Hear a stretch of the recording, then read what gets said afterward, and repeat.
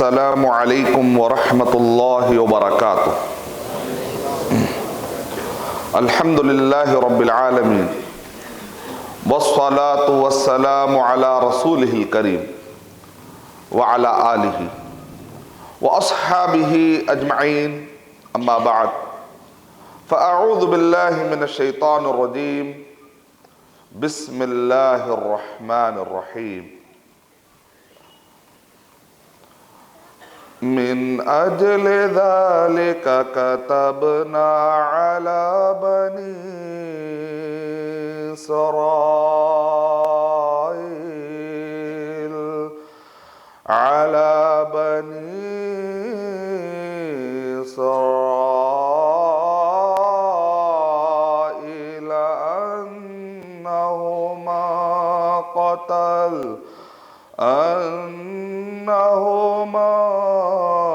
قتل نفسا بغير نفس أو فساد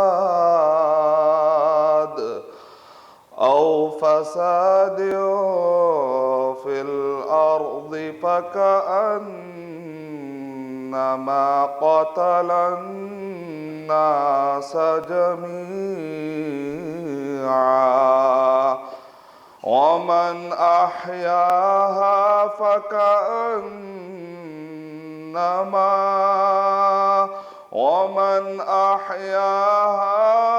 فكأنما أحيا الناس جميعا ولقد جاءتهم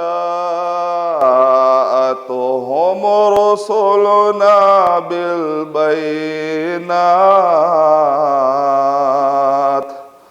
ثم إن كثيرا منهم بعد ذلك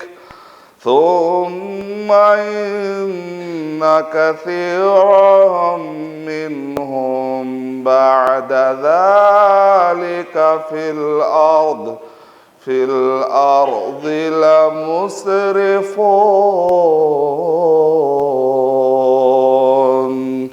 بسم اللہ الرحمن الرحیم۔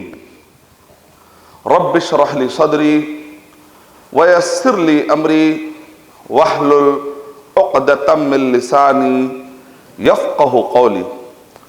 میں سب سے پہلے اللہ سبحانہ و تعالیٰ کا شکر بجا لاتا ہوں، بے پایا درود و سلامتی ہو محمد مصطفیٰ صلی اللہ علیہ وسلم پر۔ میں دعا کرتے ہوئے اپنے اس بیان کا میں آغاز کرنا چاہتا ہوں۔ میں دعا کرتا ہوں کہ اللہ سبحانہ و تعالی دارالسلفیہ کے بانین، مؤسسین اور اس جلسے کو قائم کرنے والے، نظم و نسق کا انتظام کرنے والے سارے ہی منتظمین، منسلکین، مشارکین اور ذمہ داران، سامعین، سامعات، بزرگان ملت، نوجوانان اسلام، ماؤں اور بہنوں کا میں آپ سب کے حق میں دعا کرتا ہوں کہ اللہ سبحانہ و تعالی ہم سب پر رحم و کرم کا معاملہ فرمائے، اور جو ابھی تک اسلام قبول نہیں کیے ہیں اللہ سبحانہ و تعالی ہمیں یہ توفیق دے۔ اللہ سبحانہ و تعالی ہمیں یہ توفیق عنایت بخشے کہ ہم ان تک اسلام پہنچا کر اپنے آپ کو اور سب کو جہنم سے بچانے کی فکر کریں۔ جس ٹاپک پر میں آپ کے سامنے گفتگو کرنے جا رہا ہوں، عنوان ہے بعض میڈیا کے اسلام پر مشہور اعتراضات کے جوابات۔ میں نے اپنے ٹاپک میں بعض میڈیا کا میں نے استعمال کیا، کیونکہ میڈیا کے بعض گوشے مسلمان کو ٹارگٹ بناتے ہیں، بعض میڈیا کے بعض گوشے اسلام کو ٹارگٹ بناتے ہیں، قرآن مجید کو اور صحیح احادیث کو، نبی اکرم صلی اللہ علیہ وسلم کی زندگی کو، نبی اکرم صلی اللہ علیہ وسلم کی سیرت کو، اور وہ مس ریپریزنٹ کرتے ہیں، لوگوں کو آؤٹ آف کانٹیکسٹ کوٹ کر کے اسلام سے متعلق غلط فہمیاں پیش کرنے کی، پیدا کرنے کی کوشش کرتے ہیں۔ اس وجہ سے میں نے کہا کہ بعض میڈیا، یعنی میڈیا کے ہر میڈیا کے ہم خلاف نہیں ہیں، کیونکہ جو مائک میں استعمال کر رہا ہوں یہ بھی ایک میڈیا، میں اس کو اچھے کام کے لیے استعمال کر رہا ہوں، میں امن کے لیے استعمال کر رہا ہوں، میں دہشت گردی کا ذہن نکالنے کے لیے کام کر رہا ہوں۔ یہ آڈیٹوریم بھی تو ایک میڈیا ہے، ہم سب یہاں پر جمع ہوئے ہیں کیونکہ ہم امن پسندی کا ثبوت دے رہے ہیں، ہمارا ذہن دہشت گردی کے خلاف ہے، تو ہر میڈیا کے میں خلاف نہیں ہوں، میڈیا کے بعض گوشے، کیونکہ آسک اسلام پیڈیا بھی دن بدن ایک میڈیا ہی ہے جس کا استعمال کر کے آسک اسلام پیڈیا گھر گھر تک پہنچنے کی تیاری کر رہا ہے الحمدللہ۔ تو میڈیا کے ہر گوشے کے ہم خلاف نہیں ہیں، وہ میڈیا کے بعض گوشے جو اسلام اور مسلمانوں کو ناحق ٹارچر کرتے ہیں، قرآن و سنت کی تعلیمات کو آؤٹ آف کانٹیکسٹ کوٹ کرتے ہیں، ان کے کئی اعتراضات ہیں، اس میں سے مشہور، اس میں سے بعض اعتراضات کے جوابات دینے کی میں انشاءاللہ آپ کے سامنے سعادت حاصل کروں گا۔ پہلا سوال، کیا اسلام دنیا کے لیے دن بدن دنیا کے امن کے لیے خطرہ تو نہیں بن رہا ہے؟ کیسے آپ جواب دیں گے کہ اسلام دنیا کے امن کے لیے خطرہ نہیں بن رہا ہے؟ دوسرا سوال، یہ سوال مجھے قطر میں آیا جب نان مسلم سے میرا انٹریکشن ہوا کہ آپ مسلمان اللہ سبحانہ و تعالیٰ کو مانتے ہیں اور آپ کا یہ دعویٰ ہے کہ یہ قرآن اس اللہ سبحانہ و تعالیٰ کی طرف سے آیا ہے، اور ہم تو غیر مسلم ہیں، ہم تو نہ آیت کو مانتے ہیں نہ ہم تو حدیث کو مانتے ہیں، بغیر کسی آیت اور بغیر کسی حدیث کا سہارا لے کر تم کیسے ثابت کر سکتے ہو کہ اللہ موجود ہے، اللہ سبحانہ و تعالیٰ ہے اور اس نے یہ قرآن مجید بھیجا ہے؟ سائنٹیفیکلی آپ کیسے پروف کر سکتے ہیں بغیر آیت اور بغیر حدیث کو استعمال کرے کے؟ یہ دوسرا سوال۔ تیسرا، محمد صلی اللہ علیہ وسلم کے شان میں کارٹونز بنائے جا رہے ہیں۔ 2005 میں جلین پوسٹن کے ذریعے سے کارٹونز بنائے گئے، اور ماضی قریب میں انوسنس آف مسلم یا انوسنٹ آف مسلم، انوسنٹ نامی ایک فلم نکالی گئی، اس کے اندر بھی نبی صلی اللہ علیہ وسلم کو ٹارگٹ بنایا گیا۔ تقریباً 30 کے قریب موویز بنائے گئے ہیں اور کئی کارٹونز بنائے، 250 میگزین اور اخباروں نے نعوذ باللہ نبی اکرم صلی اللہ علیہ وسلم کو کارٹونز میں ایسے پیش کیا کہ جیسے کہ ان کے اندر بتایا گیا کہ محمد صلی اللہ علیہ وسلم میسنجر آف پیس نہیں تھے، بلکہ محمد صلی اللہ علیہ وسلم میسنجر آف ٹیررزم ہیں، ایسے بتایا گیا۔ آپ مسلمان کیسے ثابت کر سکتے ہیں کہ محمد صلی اللہ علیہ وسلم دنیا کے لیے امن پسندی کا ذریعہ بن رہے تھے؟ اور آج جو آئیسس یا آج کل جو کچھ بھی میڈیا کے بعض گوشوں نے چند آئیڈینٹیفائی کیے ہیں گروپس کو، جو اسلام سے جڑا کر جو گروپس پیدا ہوئے ہیں، یہ بھی تو محمد صلی اللہ علیہ وسلم کا نام لیتے ہیں، محمد صلی اللہ علیہ وسلم کی تعلیمات کو کوٹ کرتے ہیں، اور کچھ دہشت گردی کے واقعات مسلم چند گروپس کو منسوب کر کے پوچھا جاتا ہے کہ آپ کے محمد صلی اللہ علیہ وسلم کے تعلیمات کے ذریعے سے تو کہیں یہ ٹیررزم کے واقعات پیش نہیں آ رہے ہیں؟ یہ تیسرا سوال۔ چوتھا سوال کہ مسلمان اللاجیکل کام کرتے ہیں، جب وہ گھر دیتے ہیں تو کرایہ لیتے ہیں، جب وہ گاڑی لیتے کسی کو تو اس کا کرایہ لیتے ہیں، لیکن جب کسی کو قرضے میں پیسہ دیتے ہیں تو اس کے بدلے میں وہ کہتے ہیں کہ اس کا کرایہ نہیں لینا چاہیے، سود ہے، یہ انٹرسٹ ہے۔ یہ تو اللاجیکل ہے۔ مسلمان ڈبل سٹینڈرڈ ہے، مسلمان ایک جگہ پر ایک بات کرتے ہیں، دوسری جگہ پر ایک بات کرتے ہیں۔ آپ مسلمان کیوں کہتے ہیں کہ انٹرسٹ بین ہے، سودی کاروبار غلط ہے، سودی کاروبار کی وجہ سے دنیا میں ڈیولپمنٹ ہو رہا ہے، اور آپ مسلمان کہہ رہے ہیں کہ ایسا نہیں ہونا چاہیے؟ یہ سوال مجھے ملیشیا میں آیا جب میرا انٹریکشن وہاں پر ویسٹرنرز سے ہوا، تو میں سارے سوالات جواب جمع کرتے رہتا ہوں تاکہ اس کے جوابات تیار کروں، پھر اپنے لوگوں کو جوابات سکھاؤں، تاکہ پھر یہ بھائی جا کر جہاں جہاں پر جائیں تو اپنے کالج گوئنگ اسٹوڈنٹس، آفس میں جانے والے، ہماری مائیں اور بہنیں، اگر ان کو سوالات آئیں تو انشاءاللہ وہ ڈپریشن میں نہ چلے جائیں، بلکہ وہ اتنے مضبوط ہونا چاہیے، کانفیڈنٹ ہونا چاہیے کہ انشاءاللہ نہ صرف خود کو ان سوالوں کے غلط اثرات سے بچائے، بلکہ سوال کرنے والے کو بھی اسلام کی طرف بلا سکے انشاءاللہ۔ نفرت بھرے سوالوں کے پیار بھرے جوابات انشاءاللہ۔ پانچواں اعتراض، مسلمان ایجوکیشن میں پیچھے کیوں ہیں؟ سچر کمیٹی کی رپورٹ نے مسلمانوں کی پول کھول کے رکھ دی۔ اس کا مطلب یہ نکلا کہ اسلام تعلیم پہ نہیں ابھارتا، یہ اسلام ایجوکیشن پر نہیں ابھارتا، ڈیولپمنٹ پر نہیں ابھارتا، تو پوری دنیا آخر وجہ کیا ہے کہ مسلمان ایجوکیشن میں پیچھے ہو جا رہے ہیں؟ چھٹواں اعتراض، مسلمان اس ہندوستان کے اندر کبھی وفادار نہیں بن سکتے، یہ تو غدار ہے۔ کیسے تم ثابت کر سکتے ہو کہ مسلمان ہندوستان کے لیے وفاداری کا کام بھی کر سکتے ہیں؟ یہ مسلمان بے چین نظر آتے ہیں کہ وہ ادھر پیدا ہو گئے، آخر کیسے آپ ثابت کر سکتے ہیں؟ یہ وہ سوالات ہیں جو میڈیا میں آپ کو شکل بدل سکتی ہے، الفاظ بدل سکتے ہیں، پیرائے بدل سکتے ہیں، لیکن اس کے اطراف آپ کو سوالات نظر آتے رہیں گے۔ ساتواں اعتراض، مسلمانوں نے جو سلاٹرنگ سسٹم اپنایا ہے، ویسٹ میں رہنے والے سائنسدانوں نے بڑی ریسرچ کرنے کے بعد انہوں نے بھی ایک سلاٹرنگ سسٹم اپنایا ہے۔ وہ پورا ریسرچ کرنے کے بعد جو ایک سلاٹرنگ سسٹم انہوں نے اپنایا ہے، مسلمان اس سسٹم کو کیوں نہیں اڈاپٹ کر لیتے؟ یہ پرانا کلاسیکل سسٹم ہی کو فالو کیوں کر رہے ہیں؟ کیا مسلمان گائے کھائے بغیر ایک سچے اور پکے مسلمان نہیں بن سکتے کیا؟ اور اسی طریقے سے آٹھواں اعتراض یہ ہے کہ آج کے دور کا ایک کلچر ہے کہ شراب پیے، پورک کھائیں، پگ کھائیں۔ مسلمان یہاں پر بھی آ جاتے اور آ کر کہتے ہیں کہ ہم شراب نہیں پیئیں گے، پورک نہیں کھائیں گے۔ آخر کلچرل لیول چیزوں کو مسلمان اڈاپٹ کیوں نہیں کر لیتے؟ نواں اعتراض، کیوں مسلمان اپنے خواتین کو پردے کے پیچھے رکھنا پسند کرتے ہیں؟ آج کے کلچرل ڈیفرنسز پیدا کرنے کے پیچھے مسلمانوں کا یہ حجاب سسٹم ہے، مسلمانوں کا یہ پردے کا سسٹم ہے، جس کی وجہ سے پوری دنیا کے اندر ایک کلچر نہیں مل پا رہا ہے اور عورتوں پر ظلم ہو رہا ہے۔ اس ظلم کو مٹانے کے لیے حکومتیں کوشش کر رہے ہیں تاکہ مسلمانوں کے سسٹم سے عورتوں کو نجات دلا سکے۔ نعوذ باللہ۔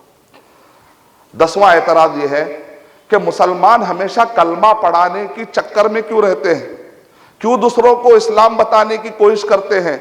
کیوں انٹرفیئر کرنے کی کوشش کرتے ہیں کسی کی لائف میں؟ اپنے زندگی میں بزی بھی رہ سکتے ہیں، کیا ضروری ہے کہ وہ جائیں؟ اور اگر کچھ نوجوان بچے اگر مندر کو صاف کرتے ہیں تو کیوں بعض علماء کرام کیوں روکتے ہیں ان بچوں کو کہ بھئی تم مندر صاف مت کرو؟ آخر وجہ کیا ہے؟ تو یہ وہ فی الوقت کے ہاٹ ایشوز ہے۔ الفاظ بدل سکتے ہیں، انداز بدل سکتے ہیں، لیکن کسی نہ کسی شکل میں ہمارے نوجوانوں کے پاس جب یہ بات آتی ہے، جب نوجوان یہ فیل کرتا ہے کہ میں جواب نہیں دے رہا ہوں، تو رد عمل میں آ کر کوئی ایسا کام نہ کر بیٹھے جو اسلام پسند نہیں کرتا۔ تو اس وجہ سے ضروری ہے علم کی طاقت کے ذریعے سے انشاءاللہ ہم بہت کچھ کام کر سکتے ہیں۔ ہم اکیڈمک لیول پر جوابات دے کر بھی بہت سارا کام کر سکتے ہیں۔ ہم کو غصے میں آ کر آپے سے باہر ہونے کی ضرورت نہیں ہے۔ اکیڈمک لیول میں بھی بڑا دم ہوتا ہے، اس میں بھی بڑا پاور ہوتا ہے۔ ہم لیکچرز کے ذریعے سے بھی مسلمانوں پر ہونے والے جو اٹیک ہیں اکیڈمک لیول پر جواب دے کر بھی ہم دنیا کے اندر امن پسندی کے ذریعے سے ان اعتراضات کا جواب دیتے ہوئے بھی، ماحول کو اچھا رکھتے ہوئے بھی ہم اپنے اعتراضات کے جوابات انشاءاللہ دے سکتے ہیں انشاءاللہ۔ پہلا سوال، کیا دنیا کے لیے اسلام تھریٹ بن چکا ہے؟ امن کے لیے نقصان بن چکا ہے؟ تو آئیے میں پہلا نقطہ آپ کے سامنے رکھتا ہوں۔ امن کے لیے خطرہ، جو سب سے بڑا خطرہ ہوتا ہے، اس کو کہتے ہیں دہشت گردی۔ آئیے دیکھتے ہیں قرآن مجید اس بارے میں کیا کہتا ہے۔ سورہ مائدہ سورہ نمبر 5 کی آیت نمبر 32 میں اللہ سبحانہ وتعالیٰ نے ارشاد فرمایا، من اجل ذالک کتبنا علی بنی اسرائیل انہ من قتل نفسا بغیر نفس او فساد فی الارض فکأنما قتل الناس جميعا ومن احیاها فکأنما احیا الناس جميعا۔ اس آیت کا مفہوم پیش کرو، ترجمہ نہیں، مفہوم یہ ہے کہ ایک انسان کو مارنا پورے انسانوں کو مارنے کا گناہ لکھا جائے گا، اور ایک انسان کو بچانا پورے انسانوں کو بچانے کا ثواب لکھا جائے گا۔ مطلب یہ ہے کہ ابھی ٹیررزم کا ڈیفینیشن کیا ہے؟ یو ایس آرمی ڈپارٹمنٹ کا جو آفیشیل ویب سائٹ ہے، اس ویب سائٹ پر جا کر اگر آپ پڑھیں گے تو اس پر بتایا گیا ٹیررزم کے 107 ڈیفینیشن بتائے گئے۔ 107 ڈیفینیشن مطلب یہ نکلا کہ آج تک بھی ٹیررزم کس کو کہتے ہیں، اس پر ایک اور متفق تعریف اور ڈیفینیشن ابھی تک نہیں آیا۔ کتنے ڈیفینیشن ہے؟ 107۔ اس کا مطلب ابھی تک بھی اتفاق نہیں ہوا ہے کہ آخر ٹیررزم کا ڈیفینیشن کیا ہے۔ لیکن پورے ڈیفینیشن کا خلاصہ یہ ہے، جسٹ یہ ہے کہ پورے ڈیفینیشن میں ایک کامن پوائنٹ ہے، وہ یہ ہے کسی بھی معصوم کو ناحق مار دینا، یہ ٹیررزم ہے۔ ہر ڈیفینیشن میں یہ پوائنٹ ضرور آیا۔ چلے آئیے ذرا اس کو لے لیتے ہیں، کامن پوائنٹ کو مان کے چلتے تھوڑی دیر کے لیے کہ بھئی کسی بھی معصوم کو مار دینا یہ دہشت گردی ہے۔ اگر یہ ڈیفینیشن ہے ٹیررزم کا، تو اسلام نے تو یہ ڈیفینیشن 1400 سال پہلے ہی دے دیا نا۔ سورہ مائدہ سورہ نمبر 5 آیت نمبر 32 ایک صاحب میرے پاس آئے، انہوں نے کہا ارشد بھائی آپ کو میں ٹی وی پہ دیکھتا ہوں، آپ حدیث کے حوالے دیتے ہیں، آیتوں کے حوالے دیتے ہیں، میری بڑی خواہش ہوتی ہے کہ میں بھی ایک حوالہ یاد کروں۔ اور نبی اکرم صلی اللہ علیہ وسلم نے ارشاد فرمایا نا کہ ایک آیت بھی معلوم ہے تو تم اس کی تبلیغ کرو، تو میں ایک آیت کی تبلیغ کرنا چاہ رہا ہوں، مجھے کوئی ایک آیت بتا دیجئے جس کی میں تبلیغ کرتا رہوں۔ تو میں نے کہا بھئی کیا پڑھے ہوئے ہو؟ اس آدمی نے، بچے نے کہا، اس نوجوان نے، اس آدمی نے کہا کہ ارشد بھائی میں کبھی اسکول میں داخلہ ہی نہیں لیا۔ تو میں نے کہا ان کو حوالہ کیسے یاد کراؤں میں؟ ایک آدمی ہے جو اسکول میں داخلہ ہی نہیں لیا کام، لیکن خواہش یہ ہے کہ وہ اسلام پر اعتراضات کا ڈیفنس کرنا چاہتا ہے۔ خواہش دیکھیے ماشاءاللہ کتنی اونچی خواہش، کتنی اونچی سوچ ہے ایک بچے کی، ایک نوجوان کی۔ تو میں نے کہا دیکھو بھائی میں کوشش کرتا ہوں کہ آپ کو ایک حوالہ یاد کراؤں کہ سورہ مائدہ میدے کی روٹی سے ذرا تصور کرو، میدہ کی روٹی بنتی ہے، میدہ استعمال ہوتا ہے روٹی کے لیے، اس سے یاد رکھ لو سورہ مائدہ۔ اور یہ روٹی جنرلی جو انڈیا میں بنتی ہے ذرا گول روٹی ہوتی ہے، عربی زبان میں 5 کیسا ہوتا ہے؟ ذرا گول ہوتا ہے، گول لکھا جاتا ہے۔ سورہ مائدہ سورہ نمبر 5، اور کتنے دانتوں سے کھاتے ہو تم؟ 32 دانتوں سے کھاتے ہو، 32، ایسا کر کے یاد کر لو۔ تو اس کو میں نے یاد کروا دیا۔ اس کے تقریباً 3 یا 4 سال کے بعد میری ملاقات ہوئی۔ اس کے بعد اس آدمی نے کہا ارشد بھائی جانتے ہو آپ نے ایک مرتبہ مجھے ایک حوالہ یاد کرایا تھا۔ جی ہاں۔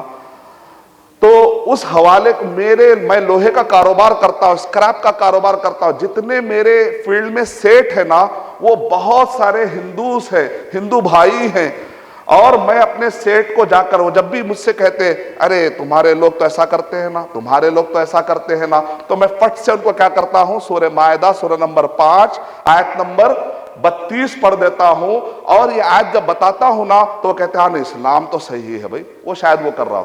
اگر ایک مسلمان شراب پیتا ہے تو اس کا مطلب یہ نہیں کہ اسلام میں شراب حلال ہے۔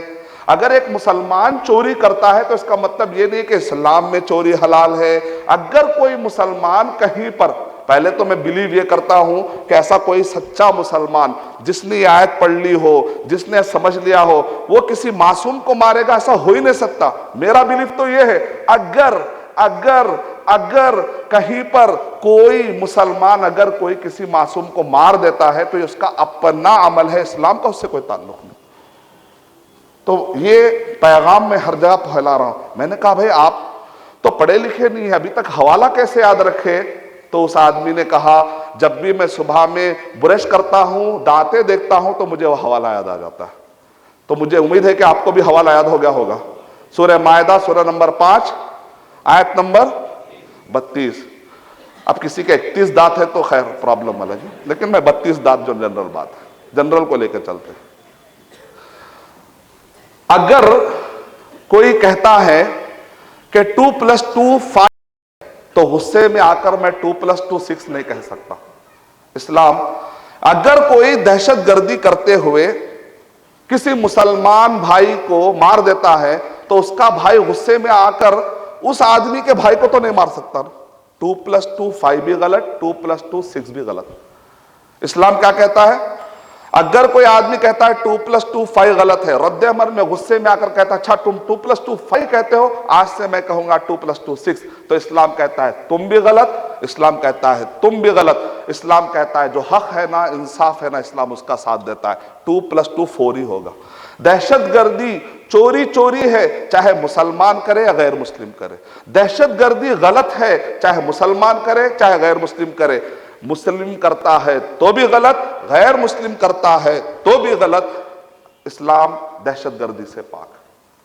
صحیح بخاری والیوم نمبر 9 حدیث نمبر 49 میں نبی اکرم صلی اللہ علیہ وسلم کا ارشاد ملتا ہے, من قتل معاہدا لم یرہ رائحۃ الجنہ.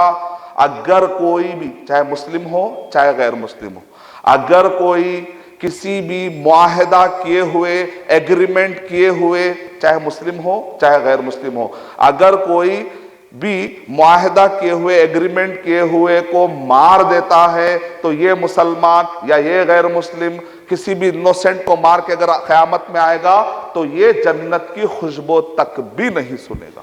کلیئر؟ کہاں ہے دہشت گرد؟ There is no room for terrorism. Terrorism کے لیے کوئی گنجائش ہی نہیں.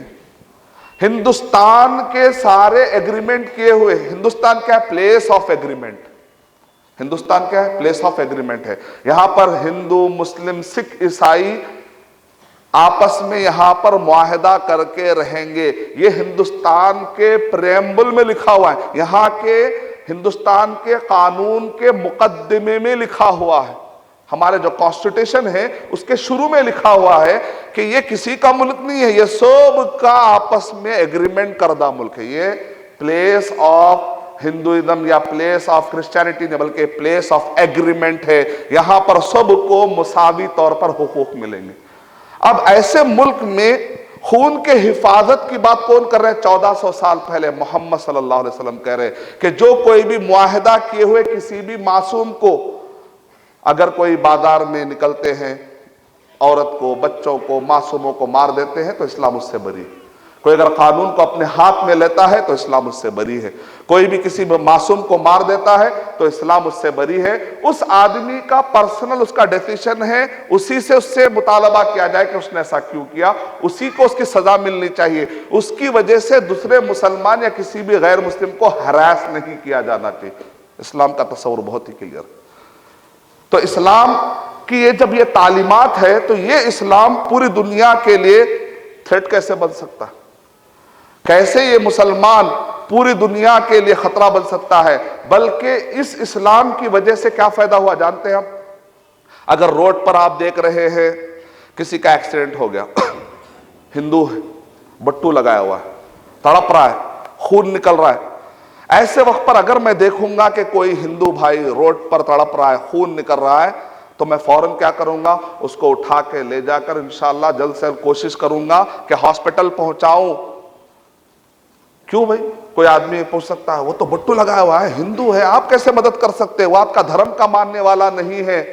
تو میں کہوں گا سورہ مائدہ سورہ نمبر 5 کی آیت نمبر 32 میں اللہ تعالیٰ ارشاد فرما رہے ایک معصوم کی جان بچانا پورے انسانوں کے جان کو بچانے کا ثواب لکھا جائے گا. اللہ تعالیٰ مجھے یہ اپرچونٹی دے رہے ہیں کہ ایک عام آدمی, ایک سیویلین, ایک ہندوستان میں رہنے والا ایکسیڈنٹ کی وجہ سے تڑپ رہا ہے, میں یہ نہیں دیکھوں گا کہ وہ ہندو ہے یا کرسچن ہے یا وہ سکھ ہے, میں یہ دیکھوں گا کہ وہ خون نکل رہا ہے, اس کو درد ہو رہا ہے. جب خون نکلتا ہے تو مجھے بھی درد ہوتا ہے, جب خون نکلتا ہے تو اس کو بھی درد ہوتا ہے, جب ہاتھ کاٹا جاتا ہے تو اس کو بھی درد ہوتا ہے, مجھے بھی درد ہوتا ہے. تو میں یہ جو ڈیسیشن لے رہا ہوں کہ میں اس ہندو بھائی کو بچاؤں گا, یہ ڈیسیشن میں کیوں لے رہا ہوں؟ کیا اس وجہ سے کہ مجھے ایسا خیال آتا ہے؟ کیا صرف اسی وجہ سے؟ نہیں, اس سے بھی بڑھ کر ایک چیز ہے, کیونکہ قرآن مجید نے ہم مسلمانوں کا ذہن ایسے پروگرام کیا. یہ کس نے پروگرام کیا ہم کو ایسا کرنے کے لیے؟ اللہ. کس نے ایسے تعلیمات دی ہم کو؟ محمد صلی اللہ علیہ وسلم۔ قرآن مجید ہم پڑھتے ہیں، خطبہ جمعہ میں ہم سنتے ہیں، اس وجہ سے ہم مسلمان دنیا کی سب سے امن پسند قوم ہے۔ آج بھی میڈیا چاہے کیسا بھی بتا لے، آج بھی مسلمان دنیا کی سب سے زیادہ امن پسند قوم ہے۔ ایک مثال دیتا ہوں، سمجھ میں آ جائے گی بات۔ 20ویں صدی میں، 20th سینچری میں سب سے بڑا ٹیررزم کا واقعہ جو پیش آیا آپ جانتے ہیں، جس کو grains book of world record میں بتایا گیا تاریخ کا سب سے بڑا دہشت گردی کا واقعہ، grains book of world record میں بتایا گیا۔ وہ کیا ہے؟ فرسٹ ورلڈ وار اور second world war. First world war اور سیکنڈ ورلڈ وار میں مرنے والوں کی تعداد 7 کروڑ ہے۔ کتنے؟ لاکھ نہیں، 7 کروڑ۔ اور کتنے ملکوں نے مل کر یہ وار لڑی تھی؟ 109، 109۔ اس میں 2 کنٹریز مسلم کے تھے، باقی کے 107 کنٹریز پورے غیر مسلم کے تھے، کرسچینٹی کے ماننے والے۔ اور 2 جو کنٹری تھے، جارڈن اور ٹرکی، چونکہ ان کو پسند نہیں تھا، کیونکہ علماء کہتے ہیں ایسے کاموں میں شریک نہیں ہونا چاہیے، تو چونکہ الائنس تھا، زبردستی تھی، جانا پڑا، تو یہ کیا کرے، بغیر ویپن کے چلے گئے، بس گئے الائنس کے طور پر۔ تاریخ میں باقاعدہ لکھا ہوا ہے ہی نہیں، کوئی رول ہی نہیں مسلمانوں کا۔ وہ جو 107 تھے نا، انہوں نے ایکٹیولی پارٹیسپیشن انہوں نے اپنا پورا بتایا۔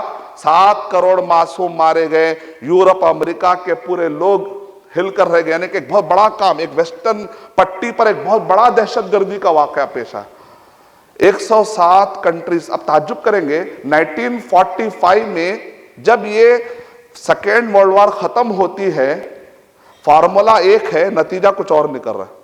فارمولا، مثال میتھمیٹکس میں فارمولا ایک ہے تو نتیجہ بھی ایک آتا ہے، یہاں فارمولا الگ ہے، نتیجہ الگ ہے۔ پوری وار کرسچینٹی والے کر رہے ہیں، نتیجہ نکل رہا ہے کہ مسلمان دہشت گرد ہے۔ یہ تو الٹا ہی فارمولا ہو گیا پورا۔ 1945 سے لے کر 2000 آج 16 آ گیا، لیکن میڈیا کے بعض گوشے بتلا رہے کہ مسلمان دہشت گردی کا رول ادا کرتے ہیں۔ کیوں؟ اس وجہ سے کہ 1945 کے ٹائم پر پورے یورپ اور امریکہ کے لوگ کرسچینٹی، یہ کرسچینٹی سے کیا ملا کہ بھئی یہاں پر ہم کو first world war second world war بھی کرنی پڑی، کہیں ایسا نہ ہو کہ لوگ مذہب کو چھوڑ کر کے اسلام قبول نہ کر لے۔ اس سے پہلے کہ کہیں وہ اسلام قبول نہ کر لے، اس سے پہلے کیا کرو، ان کا مائنڈ ڈائیورٹ کرو، ان کو ڈیویٹ کرو، اور یہ بتاؤ کہ مسلمان دہشت گرد ہو سکتے، تھرڈ ورلڈ وار مسلمان کر سکتے، ایسا کر کے ان کے خوف کو استعمال کیا گیا۔ اور چونکہ اس وقت پر مسلمانوں کے پاس میڈیا ہاتھ میں نہیں تھا، مسلمان ٹارگٹ بن گئے۔ ضرورت اس بات کی ہے کہ میڈیا کے اہم جگہوں پر ہم مسلمانوں کو چاہیے۔ کس نے آپ کو روکا ہے کہ آپ اپنا ویب سائٹ نہ بنائیں؟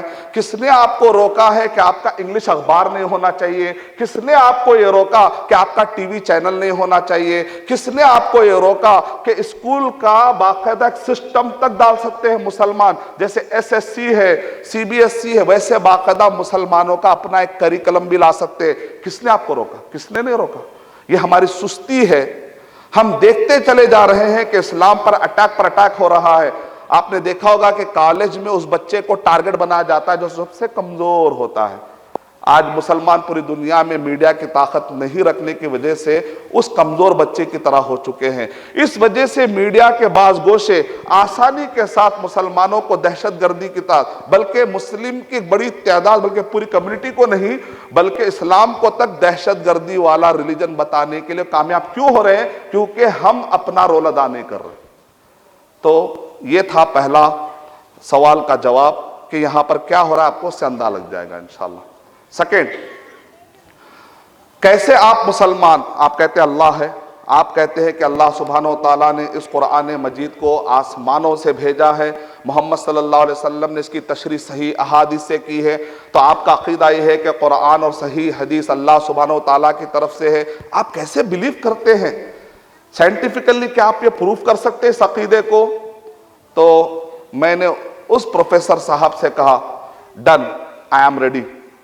میں کوئی آیت اور حدیث استعمال کرے بغیر سائنس کے جو فارمولے ہیں، سائنس کے جو سسٹم ہے اور سائنس کا جو فینومینا ہے اور سائنس کے جو تھیوریز ہے اس کی بنیاد پر، اس کے جو فیکٹس ہے اس کی بنیاد پر انشاءاللہ آپ کو یہ عقیدہ ثابت کر کے بتاؤں انشاءاللہ۔ تو میں نے شروعات کی، سر آپ نیوٹن کی تھیوری کو مانتے کہ نہیں مانتے؟ اس نے کہا ہاں میں مانتا ہوں نیوٹن کی تھیوری۔ کیا ہے نیوٹن کی تھیوری؟ کیا ہے نیوٹن کی تھیوری؟ کا نام ہے concept of inference. Concept of inference کا مطلب ہوتا ہے ٹو انفر، انفر کا مطلب ہوتا ہے to know the unknown thing through the known thing, جاننے والی چیز کے ذریعے سے نہ جاننے والی چیز کو معلوم کر لینا، اس کو کہتے ہیں انفر کرنا، نتیجہ نکالنا۔ اگر یہ ہے تو یہ بھی ہوگا، اگر یہ ہے تو یہ بھی ہوگا، یعنی سیب اوپر نہیں جا رہا ہے بلکہ سیب نیچے گر رہا ہے، نکلا کہ زمین میں گریوٹی ہے، زمین there is something called as gravitational force۔ کیا آپ نے کبھی گریوٹی کو دیکھا سر؟ نہیں میں نے نہیں دیکھا۔ پھر آپ کیسے کہتے ہیں کہ گریوٹی موجود ہے؟ نہیں، وہ گرتا ہوا جو سیب ہے نا، it is something is phenomena، known phenomena، okay?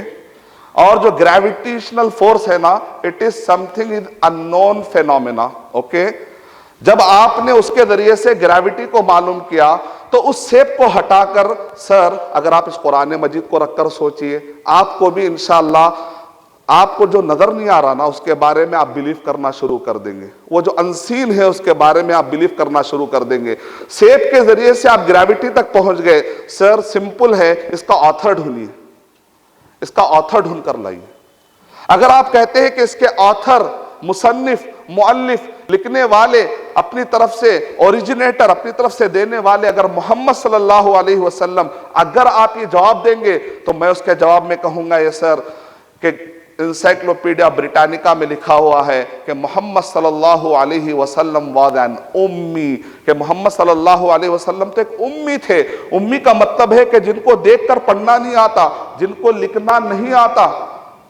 اور ماڈرن ایجوکیشنل سسٹم یہ بتلاتا ہے، ہسٹری، کہ 1492 میں امریکہ ڈسکور ہوا، 1452 میں یورپ کا رینیسانس ہوا، 1492 اور 1452 سے پہلے کو ماڈرن ڈے کے جتنے بھی ہسٹورینز ہیں وہ کہتے ہیں کہ یہ ڈارک ایجز ہے۔ ڈارک ایجز کا مطلب اندھیری نگریہ، یعنی کالے زمانے کے، یعنی اس میں کوئی ریسرچ والی بات نہیں تھی۔ اور آپ کے اس رول کے مطابق محمد صلی اللہ علیہ وسلم جو پیدا ہوئے ڈارک ایجز میں پیدا ہوئے آپ کے مطابق، تو وہ زمانہ جو کہ ڈارک ایجز کا ہے 1492 1452 مطلب 13 گیا، 12 گیا، 11 10، پھر اس سے پہلے اگر آپ جائیں گے 9 8 7 500 سال پہلے لگ بھگ محمد صلی اللہ علیہ وسلم، جس کو آپ ڈارک ایجز کہہ کر پکار رہے ہو، اور ڈیزرٹ میں رہنے والے جہاں پر کوئی نہ ریسرچ ہے نہ کوئی ہائی لیول کے گیجٹس ہے، قرآن مجید میں 1000 سے زیادہ ایسی آیتیں ہیں جو آج کے ماڈرن سائنسدان کہہ رہے ہیں کہ آج ہم نے اس کو ڈسکور کیا۔ بتائیے تو صحیح کہ یہ کتاب میں اس زمانے سے یہ باتیں کیسے آ گئی؟ میں نہیں کہہ رہا ہوں یہ الفاظ کہنے والا شخص ولیم کیتھ مورے ہے۔ ولیم کیتھ مورے کون ہے؟ یہ وہ شخص ہے جس نے یہ کہا، جس کو کہا جاتا ہے ایمبریولوجی، ایمبریولوجی کے سبجیکٹ پہ جس کو ریفرنس کے طور پر نام لیا جاتا ہے، کہ اگر ولیم کیتھ مورے نے کہہ دیا تو کہتے ہیں ریفرنس ہے، وہ آدمی آتھرائز ہے اس سبجیکٹ پر۔ ولیم کیتھ مورے اپنے کتاب کے اندر کہتا ہے، سورہ مومنون سورہ نمبر 23 آیت نمبر 13 14 15 پڑھنے کے بعد وہ کہتا ہے کہ اس کے اندر جو کلیرٹی کے ساتھ ویل ڈیفائن ہے 7 سٹیجز۔ وَلَقَدْ خَلَقْنَا الْإِنسَانَ مِنْ صُلَالَةٍ مِنْ طِينٍ، اور ہم نے انسان کو مٹی کے خلاصے سے بنایا۔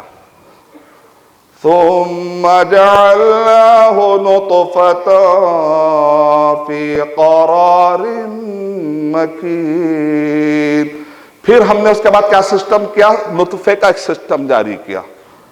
پھر اس کے بعد آگے اللہ سبحانہ وتعالی ارشاد فرما رہے ہیں، ثُمَّ خَلَقْنَا النطفة علقة فخلقنا العلقة مضغة فخلقنا المضغة عظاما. پھر باقی کے اسٹیجز بتائے جا رہے ہیں کہ پھر اس کے بعد ہم نے نطفے کو علقہ کو ہم نے مضغہ بنایا, مضغہ کے اندر ہم نے ہڈیاں رکھ دی, پھر اس کے اوپر ایک چمڑا بنایا, پھر اس کے بعد پورا مکمل ایک انسان بنا. یہ جو 7 اسٹیجز بتائے گئے ہیں, ایک ایمبریو کو انہیں جب رحم مادر میں ماں کے جب رحم مادر میں جب بچہ ڈیولپ ہوتا ہے, چھوٹا بچہ, اس کو کہتے ہیں ڈیولپمنٹ آف ایمبریو. یہ جو نالج ہے, یہ جو طریقے سے بانٹا گیا ہے, مہینوں کے حساب سے ہم بانٹ رہے تھے, ہم غلطی کر رہے تھے, لیکن قرآن مجید پڑھنے سے سمجھ میں آتا ہے کہ نطفہ علقہ, یہ جس کو صحیح مسلم میں بتایا گیا 40 دن 40 دن 40 دن, نطفہ علقہ مضغہ, یہ جو اسٹڈی ہے یہ پرفیکٹ ہے. اس کے بعد ولیم کیتمورے کہتا ہے ڈیزرٹ میں رہنے والا, ڈارک ایجز میں رہنے والا انسان ایک امی ہو کر, اس زمانے میں کوئی ہائی لیول کے مائکرو لیول کے گیجٹس نہیں تھے, آخر کیسے پتہ لگا لیا, کیسے پیش کیا گیا اتنے باریکی کے ساتھ کہ آج ہم اتنے ایڈوانس دور میں رہ کر مائکرو لیول کے گیجٹس رکھتے ہوئے بھی ہم اتنا آسانی سے اس کو ڈیفائن نہیں کر پا رہے ہیں. اس کا مطلب نکلا کہ یہ محمد صلی اللہ علیہ وسلم نے اپنی طرف سے نہیں لکھا, بلکہ یہ رحم مادر کو پیدا کرنے والا, یہ رحم مادر کے اندر یہ جو ڈیولپمنٹ کریٹ کرنے والا, اسی اللہ نے اس کو بھیجا ہوگا. ایک سمپل لاجک سے اس نے کہا میں ماننے کے لیے تیار ہوں, یہ انسان نہیں لکھ سکتا بلکہ پیدا کرنے والے ہی نے بھیجا ہوگا. سمپل. جو نیوٹن کی تھیوری ہے, سیب ہٹا لیجئے, اس کو رکھ لیجئے, وہی فارمولا جس فارمولے سے آپ گریویٹیشنل فورس کے قائل ہے, اسی فارمولے سے آپ کنکلوژن پہ پہنچ جائیں گے کہ قرآن مجید اللہ سبحانہ وتعالیٰ کی طرف سے. اور ایک مثال آسان ہے, ایک اوشن ڈائیور ہے جرمنی کا, اس نے اسلام قبول کیا. لوگوں نے پوچھا کہ آپ نے اسلام قبول کیوں کیا؟ پوری دنیا کے اندر مسلمانوں کو بدنام کیا جا رہا, تم کلمہ پڑھ رہے. ایسے کئی لوگ ہیں جو کلمہ پڑھ رہے ہیں, ان کو لوگوں نے کہا تم کلمہ کیوں پڑھ رہے ہو؟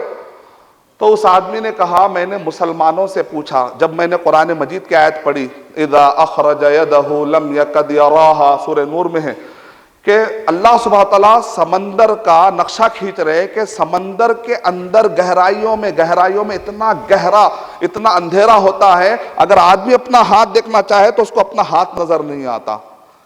اب اتنا ویل ڈسکرائب جو کیا گیا سمندر کا جو نقشہ, سمندر کی گہرائیوں کو, اس کے لیے میں ایک اوشن ڈائیور ہوں, اگر میں اندر جاتا ہوں, میں ڈسکرائب کرتا ہوں تو بات سمجھ میں آ رہی ہے.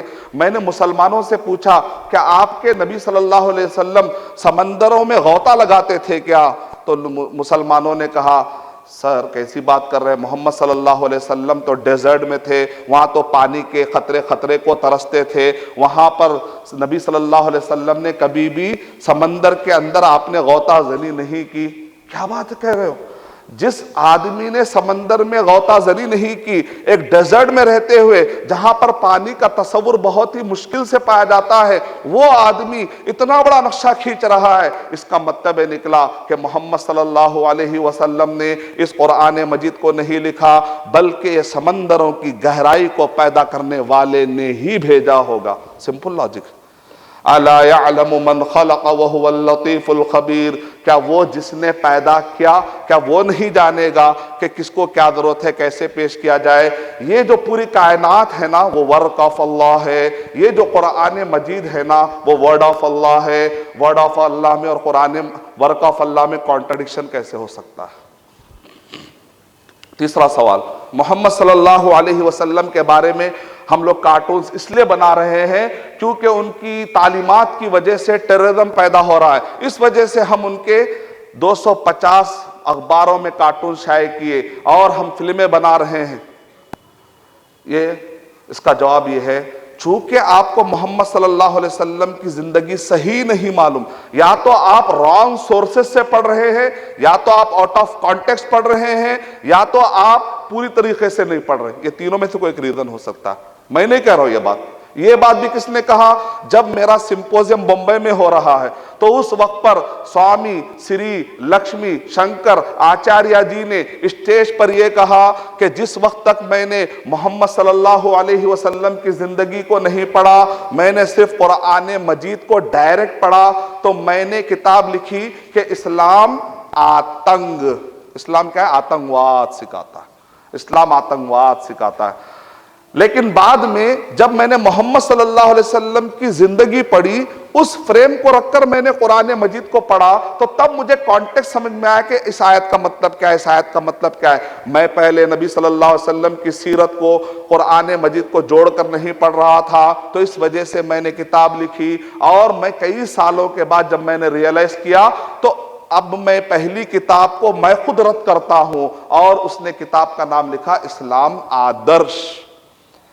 ایسے سوامی لکشمی شنکر آچاریہ یہ وہ پہلے آدمی نہیں ہے، تاریخ میں ایسے کئی ہیں جنہوں نے محمد صلی اللہ علیہ وسلم کے خلاف پہلے کہہ لیا تھا، سن لیا تھا، سمجھ لیا تھا۔ جب رائٹ کانٹیکسٹ میں ان کے سامنے بات آئی تو تاریخ گواہ ہے کہ نہ صرف انسان تو انسان، کرسچن، ہندو، ہر قبیلے کے، ہر طبقے کے، بلکہ قوموں نے اسلام قبول کیا۔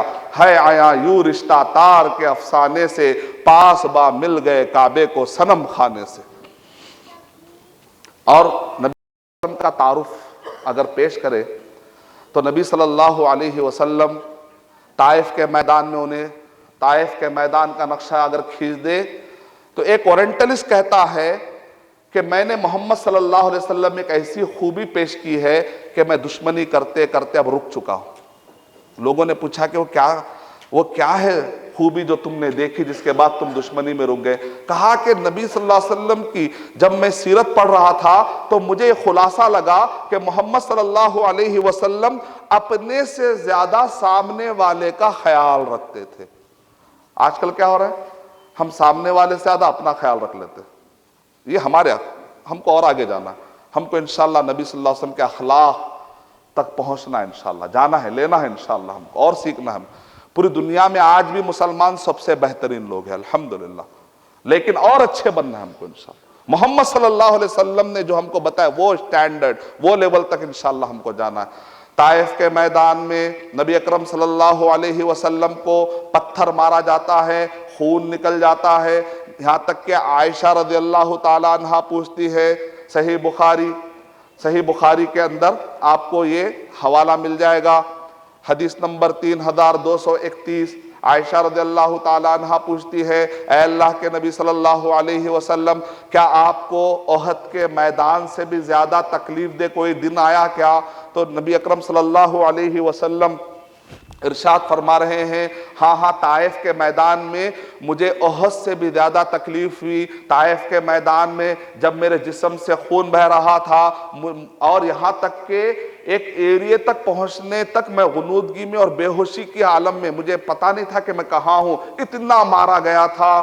ایسے وقت پر ایک فرشتہ آ کر کہتا ہے، لو شئت ان اطبق علیہم الاخشبین، اے نبی اکرم صلی اللہ علیہ وسلم، اگر آپ چاہیں تو یہ جو دو پہاڑ ہیں، پہاڑوں کا نام ہے اخشبین، یہ دو پہاڑوں کے درمیان یہ قوم کو ہم پاٹ دیں گے، پھر یہ قوم پوری طریقے سے ملیا میٹ ہو جائے گی۔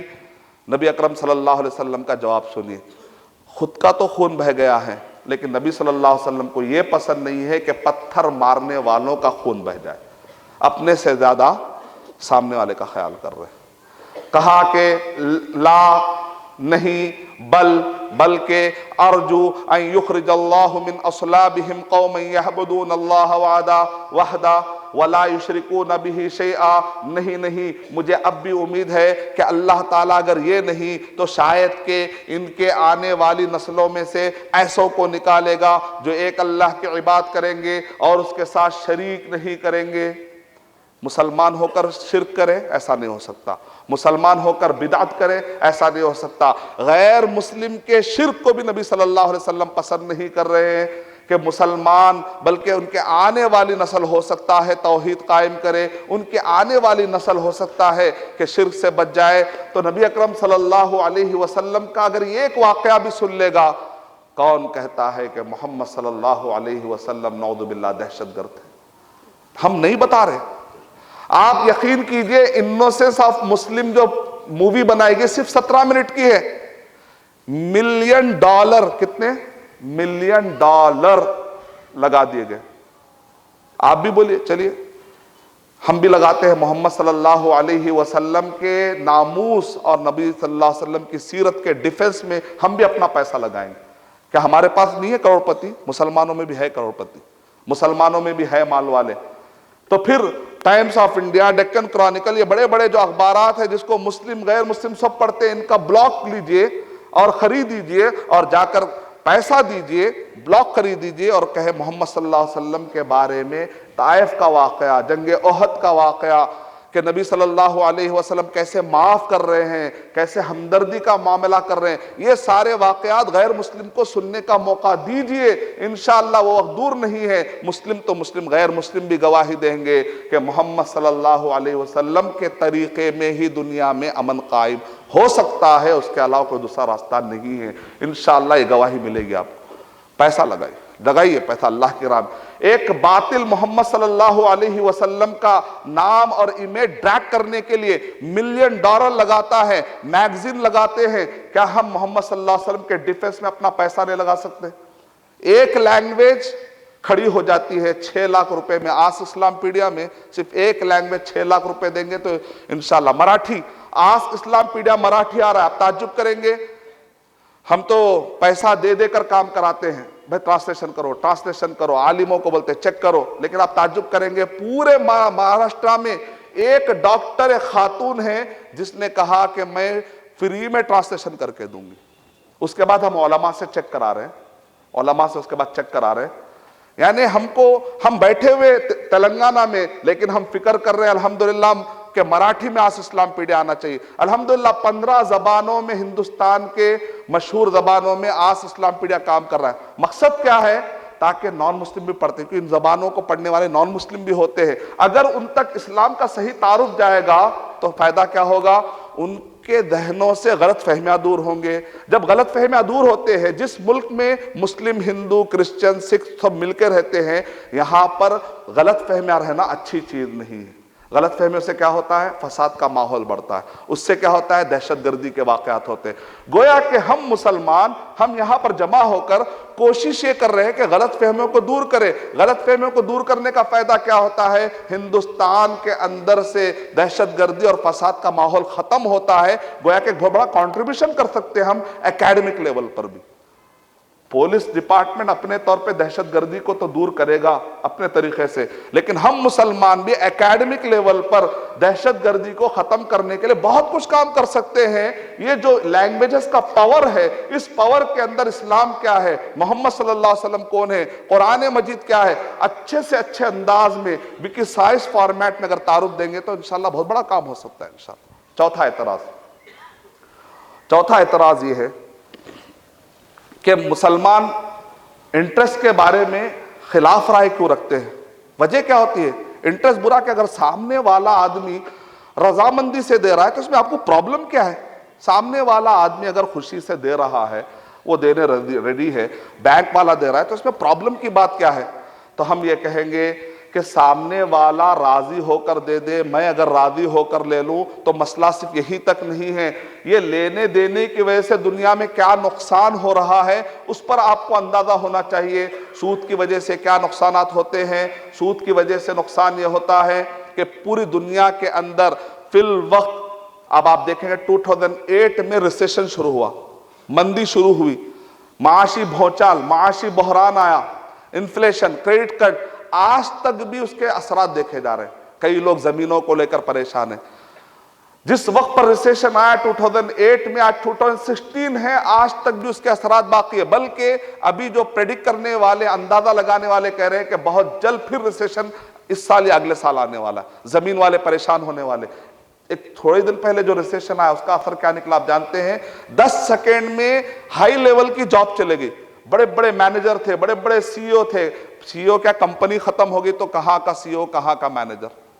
بڑے بڑے لوگ جنہوں نے قرضے لیے تھے, کمپنی شروع کیے تھے, پروجیکٹ شروع کیے تھے, جب ان کے چیکس باؤنس ہو گئے, آج بھی दुबई के अंदर, यूएई के अंदर सलाखों के पीछे पड़े हुए हैं, कई गायब हो चुके हैं, कई लोग परेशान हो चुके हैं।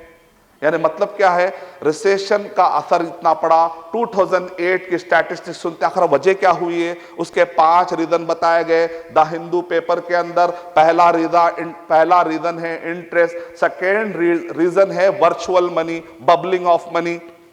तो जब आखिर इंटरेस्ट को जब उसने पहला बताया तो आखिर जानते हैं वजह क्या है, क्योंकि 2008 में ये हुआ कि माल एक्यूमुलेट हो गया, accumulation of money. Accumulation of money का मतलब होता है मिसमैनेजमेंट ऑफ मनी। क्या भाई, क्यों आया रिसेशन? क्या जमीन पैसा खा गई थी, या आसमान पैसा ले लिया था, या पैसा हवाओं में उड़ गया था, या पैसा जंगलों में चला गया था? आखिर गया कहां था पैसा? क्या वजह थी कि बैंकरप्ट हो गए बड़े बड़े लेमन ब्रदर्स या फिर एजी, दुनिया के बड़े बड़े बैंक्स क्यों गिर गए, क्यों बैंकरप्ट हो गए, क्यों ऐसा नुकसान आया, क्यों बैंकरप्सी हो गई, क्यों क्रेडिट क्रंच आया, क्यों इन्फ्लेशन आया? तो उसका जवाब यह है कि माल कहीं पर भी नहीं गया, माल चंद लोगों के मुट्ठियों में रह गया, बाकी की दुनिया से गायब हो गया। इसको कहते हैं accumulation of money, mismanagement of money. वो कैसे? CIA फैक्ट बुक के मुताबिक। CIA फैक्ट बुक क्या है? दुनिया का ऑथेंटिक वो इदारा है जो स्टैटिस्टिक्स देता है। CIA का GDP रेट, हर मुल्क का GDP एक रेट होता है, उसको अगर आप कैलकुलेट करेंगे, मुझे तकरीबन हमारी टीम को लेकर बैठा तो 2 रात लग गए, हमने उसको जमा किया। पूरी दुनिया के अंदर ऑफिशियल करेंसी कितनी थी होगी उस वक्त पर मालूम क्या? तो पता चला 65.61 ट्रिलियन डॉलर, रुपीस नहीं डॉलर, बिलियन नहीं ट्रिलियन डॉलर थे। अब इसमें का जो 2/3 पैसा था कितने लोगों के हाथ में था? पूरी दुनिया की आबादी लगभग 7 बिलियन को पार कर रही है। अब अगर 50% लोगों के हाथ में 2/3 करेंसी रखी हुई है, बात समझ में आ रही है। 50% लोगों के हाथ में भी नहीं था, 10% लोगों के हाथ में भी नहीं था, 1% के भी हाथ में नहीं था, 0.15 के हाथ में 2/3 करेंसी रखी हुई है।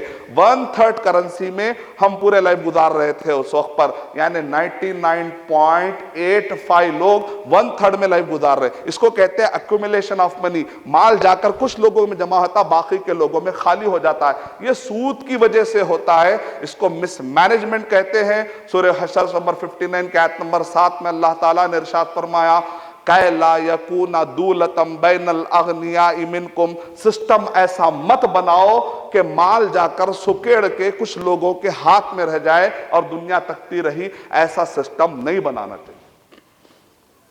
सूद की वजह से क्या नुकसान होता है? अमीर अमीर होता चला जाता है, गरीब गरीब होता चला जाता है। जेम्स रॉबर्टसन ने अपनी किताब में beyond dependency culture page number 114 पर उसने लिखा कि अमीर अमीर होता चला जाता है और गरीब गरीब होता चला जाता है। मिसाल के तौर पर हम हिंदुस्तान को मुसलमान बहुत चाहते हैं, हम हिंदुस्तान को मुसलमान बहुत चाहते हैं। इसी वजह से हम चाहते हैं कि यहाँ पर जो दिन ब दिन लोन और खर्दा बढ़ता जा रहा है, उससे नजात के लिए हम इस्लामिक बैंकिंग और इस्लामिक फाइनेंस सिस्टम लाना चाहते हैं, इधर सही तरीके से लाना चाहते हैं, आधा सारा नहीं मुकम्मल लाना चाहते हैं। क्यों? क्योंकि हम हिंदुस्तान के मुसलमान हिंदुस्तान को बहुत चाहते हैं। क्यों? अगर आप 2008 की RBI reserve bank of India की स्टैटिस्टिक्स मुताला करें, आज भी नेट पे पड़ी हुई है, उस पे लिखा हुआ है हिंदुस्तान ने फॉरेन सोर्सेस से जो कर्जा लिया था वो है 201.4 बिलियन डॉलर। रुपीस ने डॉलर, बिलियन, मिलियन ने बिलियन, 201.4 बिलियन डॉलर। उस पर हिंदुस्तान को कितना खर्चा सूद देना बाकी जानते हैं? सूद 16 बिलियन डॉलर। कब सूद देंगे और कब लोन अदा करेंगे? अफ्रीका के मुल्कों ने जो कर्जा लिया, $1 पर उनको आज $7 ज्यादा देना है। कब सूद देंगे और कब असल अदा करेंगे? इसी वजह से जवाहरलाल नेहरू साहब ने एक टर्मिनोलॉजी कॉइन की थी, third world country. Third world country का मतलब एक होता है एडवांस कंट्री, एक होता है ग्रोइंग कंट्री, तीसरा होता है third world country. Third world country का मतलब यह है कि जो सूद की वजह से तरक्की नहीं कर सकते, इसको क्या कहते हैं? Third world country. कितने? एक है, दो है? 155 कंट्रीज है। कितने कंट्रीज है? थर्ड वर्ल्ड कंट्री के लेवल में कितने लोग आते हैं? 155 کنٹریز کے لوگ پریشان ہیں آج. اتنا بڑا نقصان ہے. آپ کہہ رہے ہیں کہ سود سے فائدہ ہے. 155 کنٹریز کو آپ نے پیچھے ڈھکل دیا. ڈیولپمنٹ کی بات کر رہے ہیں آپ, نقصان کی بات ہو رہی ہے یہاں پر. کئی ہزار بچے مال نیوٹریشن, صحیح دوائی اور غذا نہیں ملنے کی وجہ سے مر رہے ہیں. ڈیولپمنٹ کی بات کر رہے ہیں آپ. بیسک روٹی کپڑا مکان کی میں بات کر رہا ہوں. ہر سال ہزاروں نہیں لاکھوں کسان خودکشی کر رہے ہیں کہ جو قرضوں کی بنیاد پر اور جو ٹریکٹرز ہے, بہت سارے بجلی کے کام ہیں, لے رہے لیکن بعد میں دے نہیں پا رہے ہیں, آخر میں خودکشی کر رہے ہیں. یہاں پر انسان کی جان کا مسئلہ ہے, یہاں پر انسان کے کھانے روٹی کپڑے کا مسئلہ ہے. اور آپ ڈیولپمنٹ, یہی تو ڈیولپمنٹ ہے. ڈیولپمنٹ تو یہی ہوتا ہے, پیس اینڈ پراسپیرٹی. ڈیولپمنٹ کا ڈیفینیشن کیا ہے؟ پیس اینڈ پراسپیرٹی. ایک آدمی کے پاس ٹائم پر کھانا نہ ملے تو پھر کس پیس اور پراسپیرٹی کی بات ہو رہی ہے؟ اب آئیے اسلام میں کیا سسٹم ہے. سورہ بقرہ سورہ نمبر 2 کی آیت نمبر 276 میں ہے, یمحق اللہ الربا ویربی الصدقات. اللہ سبحانہ و تعالیٰ سود کو مارے گا اور اللہ سبحانہ و تعالیٰ صدقات اور زکوٰۃ کے سسٹم کو, چیریٹی کے سسٹم کو اللہ بڑھاوا دے گا. اب آئیے دیکھیں میریکل آف زکوٰۃ. زکوٰۃ کا جو سسٹم ہے, اگر وہ زمینوں سے ریلیٹڈ ہو, بارش سے اگر ہو تو کہا جاتا ہے کہ 20% زکوٰۃ لی جائے گی. اگر نہیں بے بارش نہیں ہو سکی, بیچارہ محنت کر کے یہاں سے پائپ کے ذریعے سے اگر لایا ہے تو 5% اس پر زکوٰۃ پڑے گی. اگر وہ سونے چاندی سے ریلیٹڈ ہو تو 2.5% اس پر زکوٰۃ پڑے گی. آئیے ذرا اس سسٹم کو فالو کرنے کی کوشش کرتے ہیں. جو 0.15 لوگوں کے ہاتھ میں جو پیسہ ہے کتنا ہے؟ 2/3 کرنسی ہے. وہ 2/3 کرنسی کا اگر وہ اپنے مال میں کا 10% چیریٹی میں دے دے, اگر, کیونکہ اسلام تو سب کے لیے ہے, پوری دنیا کے لیے. پوری دنیا اگر تصور کر لیے کہ اسلام اگر قبول کر لے تو ظاہر بات ہے زکوٰۃ کا سسٹم تو سب پہ لاگو ہوگا. تو اگر یہ مال میں کا 10% اللہ کی راہ میں اگر دے دے, چیریٹی اگر دے دے, تو دنیا کے 155 کنٹریز کا جو قرضہ ہے, جو سود ہے, سب ادا ہو جائے گا. چیریٹی دے دے, جنرل چیریٹی کی بات کریں گے. اور اگر یہ اپنے مال میں کا 10 نے 5% دیتے, چلیے 5%, تو 133 کنٹریز کا قرضہ سود سب ادا ہو جائے گا. یہ کہتے ہیں کہ نہیں ہم صرف 2.5% دیں گے, تو دنیا میں جتنے بلو پاورٹی لائن ہیں, جو بھوکے سو رہے ہیں, وہ ابو پاورٹی لائن ہو جائیں گے. ان کے لیے کھانا پینا دوائی سب نصیب ہو جائے گی. زکوٰۃ, میریکل آف زکوٰۃ, میریکل آف چیریٹی. ہم مسلمان اتنا اچھا بیلنس سسٹم رکھ رہے ہیں, لیکن اس بیلنس سسٹم کو پوری دنیا میں پیش نہیں کر رہے. اس وجہ سے سامنے والے غلط فہمی میں آ کر سمجھ رہے ہیں کہ ہم مسلمان عجیب بات کر رہے ہیں. ہم عجیب بات نہیں کر رہے, ہم بڑی لاجیکل بات کر رہے ہیں, ہم بڑے اسٹیٹسٹیکل ڈیٹا کے ساتھ بات کر رہے ہیں, ہم پورے پروف اور پورے پرفیکٹ کلیئرٹی کے ساتھ بات کر رہے ہیں. الحمدللہ. ڈیولپمنٹ کی بات کر رہے ہیں آپ. ڈیولپمنٹ تو سود کی وجہ سے نقصان ہوتا ہے. فار ایگزامپل, مثال کے طور پہ اگر میں یہ مال لگایا بزنس میں, تو پیسہ لگانے والے کو کیا ڈر ہوتا ہے؟ پیسہ لگانے والے کو ڈر ہوتا ہے پتہ نہیں بزنس میں پروفٹ آئے گا کہ لاس آئے گا. ڈر لگا ہوا رہتا, رائٹ. کمپنی کھولا ہے اگر وہ آدمی, تو ایک پیسہ لگانے والا سوچے گا فائدہ آئے گا نقصان آئے گا. لیکن اگر یہ پیسے والے کو بتا دیا جائے گا یہ بزنس میں کیوں ڈال رہے ہو, قرضے کے طور پر دے دو, وہ چاہے بزنس کچھ بھی ہو, تم کو تو قرضے کے اوپر سود آ جائے گا نا. اگر یہ تصور پیدا ہو جائے گا تو ایک آدمی کو اگر یہ سودی کھانے کی عادت لگ گئی تو کیا وہ آدمی کبھی رسک لینے کے لیے تیار ہوگا؟ کبھی بھی رسک لینے کے لیے تیار نہیں ہوگا. اگر وہ رسک لینے کے لیے تیار نہیں ہوگا تو بڑے بڑے کمپنیوں کے پروجیکٹس کے لیے پھر فائنانس کہاں سے آئے گا؟ اگر وہ رسک لینے کے لیے تیار نہیں ہوگا تو بڑے بڑے جو روڈز بن رہے ہیں, بڑے جو برج بن رہے ہیں, اس کے پیچھے پیسہ کون لگائے گا؟ اگر پوری مینٹالٹی سود کی اگر ہو جائے گی تو وہ رسک لینے کی طاقت, وہ جو سوچ ہے, وہ کہاں سے پیدا ہوگی؟ بزنس میں ڈیولپمنٹ ہوتا ہے, سود میں ڈیولپمنٹ نہیں ہوتا ہے. کیونکہ پیسے کو اگر آپ کرائے کے طور پہ استعمال کریں گے تو پیسہ ڈی ویلیو ہو جاتا ہے. یہ پورے باتیں کہ ہم بتائیں, ہم سے زیادہ چتر اور چالاک تو تم ہونا, تم کو چاہیے تھا کہ ہم کو تم بتاتے. لیکن اسلام کہتا ہے کنتم خیر امت اخرجت للناس, تم بہترین امت ہو, فائدے والی باتیں بتانا تمہارا کام. کیونکہ ہم مسلمان دنیا کے لیے فائدہ دینے کے لیے آئے ہیں, کسی کو تھریٹ یا دہشت گردی کے لیے نہیں آئے. الحمدللہ. سورہ آل عمران نمبر 3 کی آیت نمبر 110. اس کے بعد 5واں اعتراض, مسلمان ایجوکیشن میں پیچھے کیوں ہے؟ اس کا مطلب نکلا کہ اسلام ایجوکیشن کو پروموٹ نہیں کرتا. اگر آپ مسلم کی بات کرتے ہیں تو پھر ہندوستان کی بات مت کریے. میں آپ کو دوسرے ملکوں کے اسٹیٹسٹک بتاتا ہوں، کیونکہ مسلمان صرف ہندوستان میں نہیں جیتے بلکہ دوسرے ملکوں میں بھی جیتے. ہاں اگر آپ کہتے ہیں فلاں کیوں ہوا تو اس کے ریزن کچھ اور ہوں گے، مسلمان وہاں نہیں پڑھ رہے ہوں گے. لیکن مسلم اور اسلام کو اگر آپ جوڑ کر بات کر رہے ہیں تو آئیے میں آپ کو سعودی عرب کی اسٹیٹسٹک سناتا ہوں. ہندوستان کا ایجوکیشن، یہاں کا جو لٹریسی ریٹ ہے کتنا ہے جانتے ہیں؟ 74%. اس سے بڑھ کے نہیں. تم پورے اتنے غرور کے ساتھ بھی اگر بات کرو گے اسلام اور مسلمان کی بات کر کے، ہم کو تو یہ بات پسند نہیں ہے لیکن اگر کوئی اعتراض کرتا ہے تو بھی کیا لیول پر پہنچے آپ؟ 74%. اگر آپ مسلم کنٹری کو کمپیئر کر رہے ہیں، چلیے سعودی عرب جس کے بارے میں آپ کہتے ہیں کنزرویٹو، بہت ہی براڈ مائنڈ نہیں ہے بھائی یہ لوگ بہت ہی نیرو مائنڈ لوگ ہیں. چلیے نیرو مائنڈ ایک کنٹری کا نام لیتے ہیں تمہارے مطابق، میڈیا کے مطابق، میں تو نہیں مانتا. تو سعودی عرب کا تعلیمی ریٹ کتنا ہے؟ 90. یہاں کا 76 ہے، سعودی عرب کا 94%. 90 کے آگے نکل گیا. اور یہاں کا فیمیل پھر ریشو نکلا 60 میں کھیل رہا ہے. سعودی عرب کا 87% ہے فیمیل لٹریسی ریٹ، 86 پار کر لیا. آج بھی کئی لوگ سمجھتے ہیں کہ سعودی عرب میں کیا ہے، ان کو کیا معلوم ہے. وہ ہم اسی باتوں میں رہ گئے، وہ لوگ آگے بھی نکل گئے. ریالٹی پر آ کر حل کر لینا بہتر ہے. یہ ہیٹ اسپیچ، یہ انٹالرنس باتیں، یہ ایک دوسرے کو گرانے کے بجائے ہم سب مل کر کیوں نہ ہم ہندوستان کو آگے بڑھانے کی بات کریں. کیوں نہ ہم سب مل کر ایگریمنٹ جب کیے ہیں تو عملی طور پر مسلم، ہندو سب آپس میں مل کر ڈیولپمنٹ، دنیاوی اعتبار سے اچھائی کے لیے اسلام نہیں روکتا. سورہ ممتحنہ سورہ نمبر 60 آیت نمبر 7 اور 8 میں اللہ تعالیٰ ارشاد فرما رہے ہیں دنیاوی اعتبار سے اچھے تعلقات رکھو، اسلام تم کو نہیں روکتا.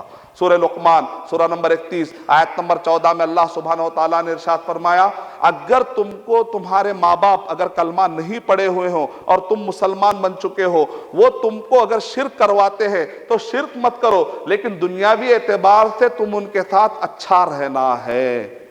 اسلام یہ کہتا ہے اچھا رہو، لوگوں کے ساتھ اچھا رہو دنیاوی اعتبار سے، لیکن شرک کے مسئلے میں نو کمپرومائز. لکم دینکم ولی دین. ہم کہتے ہیں آپ کا دین آپ کے لیے، ہمارا دین ہمارے لیے. یعنی مطلب یہ ہے کہ ہم ایجوکیشن کے لیے، ڈیولپمنٹ کے لیے، پاورٹی کو دور کرنے کے لیے، ایمپاورمنٹ کے لیے، بہت سارے اچھے کاموں میں ہم جمع ہو کر بہت کچھ کام کر سکتے ہیں. محمد صلی اللہ علیہ وسلم یہودیوں کے ساتھ معاہدہ کرتے ہیں، مدینے کے اندر ایک بہترین سوسائٹی قائم کرتے ہیں. کون کہتا ہے کہ ہم مسلمان ساتھ دینے کے لیے تیار نہیں؟ یہ تو میڈیا کے بعض گوشے ہیں جو ذہن ایسا بناتے ہیں. تب آئیے اسلام تو ابھارتا ہے طلب العلم فریضۃ علی کل مسلم. یہ جو سعودی عرب کی میں اسٹیٹسٹک جو بتلایا یہ دنیاوی تعلیم کی بتایا میں. دینی تعلیم میں تو 100% آیتیں معلوم ہیں ان کو، حدیثیں معلوم ہیں الحمدللہ 100% ہے. دنیاوی تعلیم کی اسٹیٹسٹک بتایا میں آپ کو. اسلام یہ کہتا ہے اسلام علم کے درمیان ڈسکرمنیشن کا قائل نہیں ہے. دنیاوی علم کے لیے بھی اسلام نے عین لام میم کہا، بلکہ یہ دنیاوی دینی یہ ورڈ ہے نا، علماء کہتے ہیں اس کو کہتے تم شرعی اور عصری، یہ سب دین کا حصہ ہے. دین کی نگرانی میں، شریعت کی نگرانی میں دنیاوی علوم حاصل کرو. یہ شریعت آپ کو بتائے گی کہ کون سا فائدہ مند علم ہے، کون سا نقصان دہ علم ہے. جو نقصان دہ علم ہے اس کو چھوڑ دو، جو فائدہ مند ہے علم اس کو لے لو. تو آپ کو شریعت ابھی رہنمائی کرے گی انشاءاللہ، گائیڈ کرے گی انشاءاللہ. یعنی ہر ایک کو ڈاکٹر انجینئر بننا ضروری نہیں ہے، لیکن ڈاکٹرز اور انجینئرز کا ایک گروہ ہونا بہت ضروری ہے. شیخ بن باز رحمۃ اللہ علیہ کہہ رہے ہیں وقت کے حاکم کی ذمہ داری ہے کہ اگر وہ دیکھے کہ ڈاکٹرز اور انجینئر اتنے نہیں ہیں کہ جو کافی ہو جائیں، تو ایسے اوپر حاکم کے اوپر فرض ہے کہ اتنے ڈاکٹرز اور انجینئر پروفیشنل ہر فیلڈ کے جو پروفیشنل ہے وہ قائم کرنا ضروری ہے تاکہ اس فیلڈ میں وہ کام ہو سکے. کیونکہ اگر ٹائم پر ڈاکٹر نہ ملے تو ایک آدمی کو خودکشی کے لیے تو نہیں چھوڑ سکتے بیماری میں نا، تو ڈاکٹرز تو ہونا پڑے.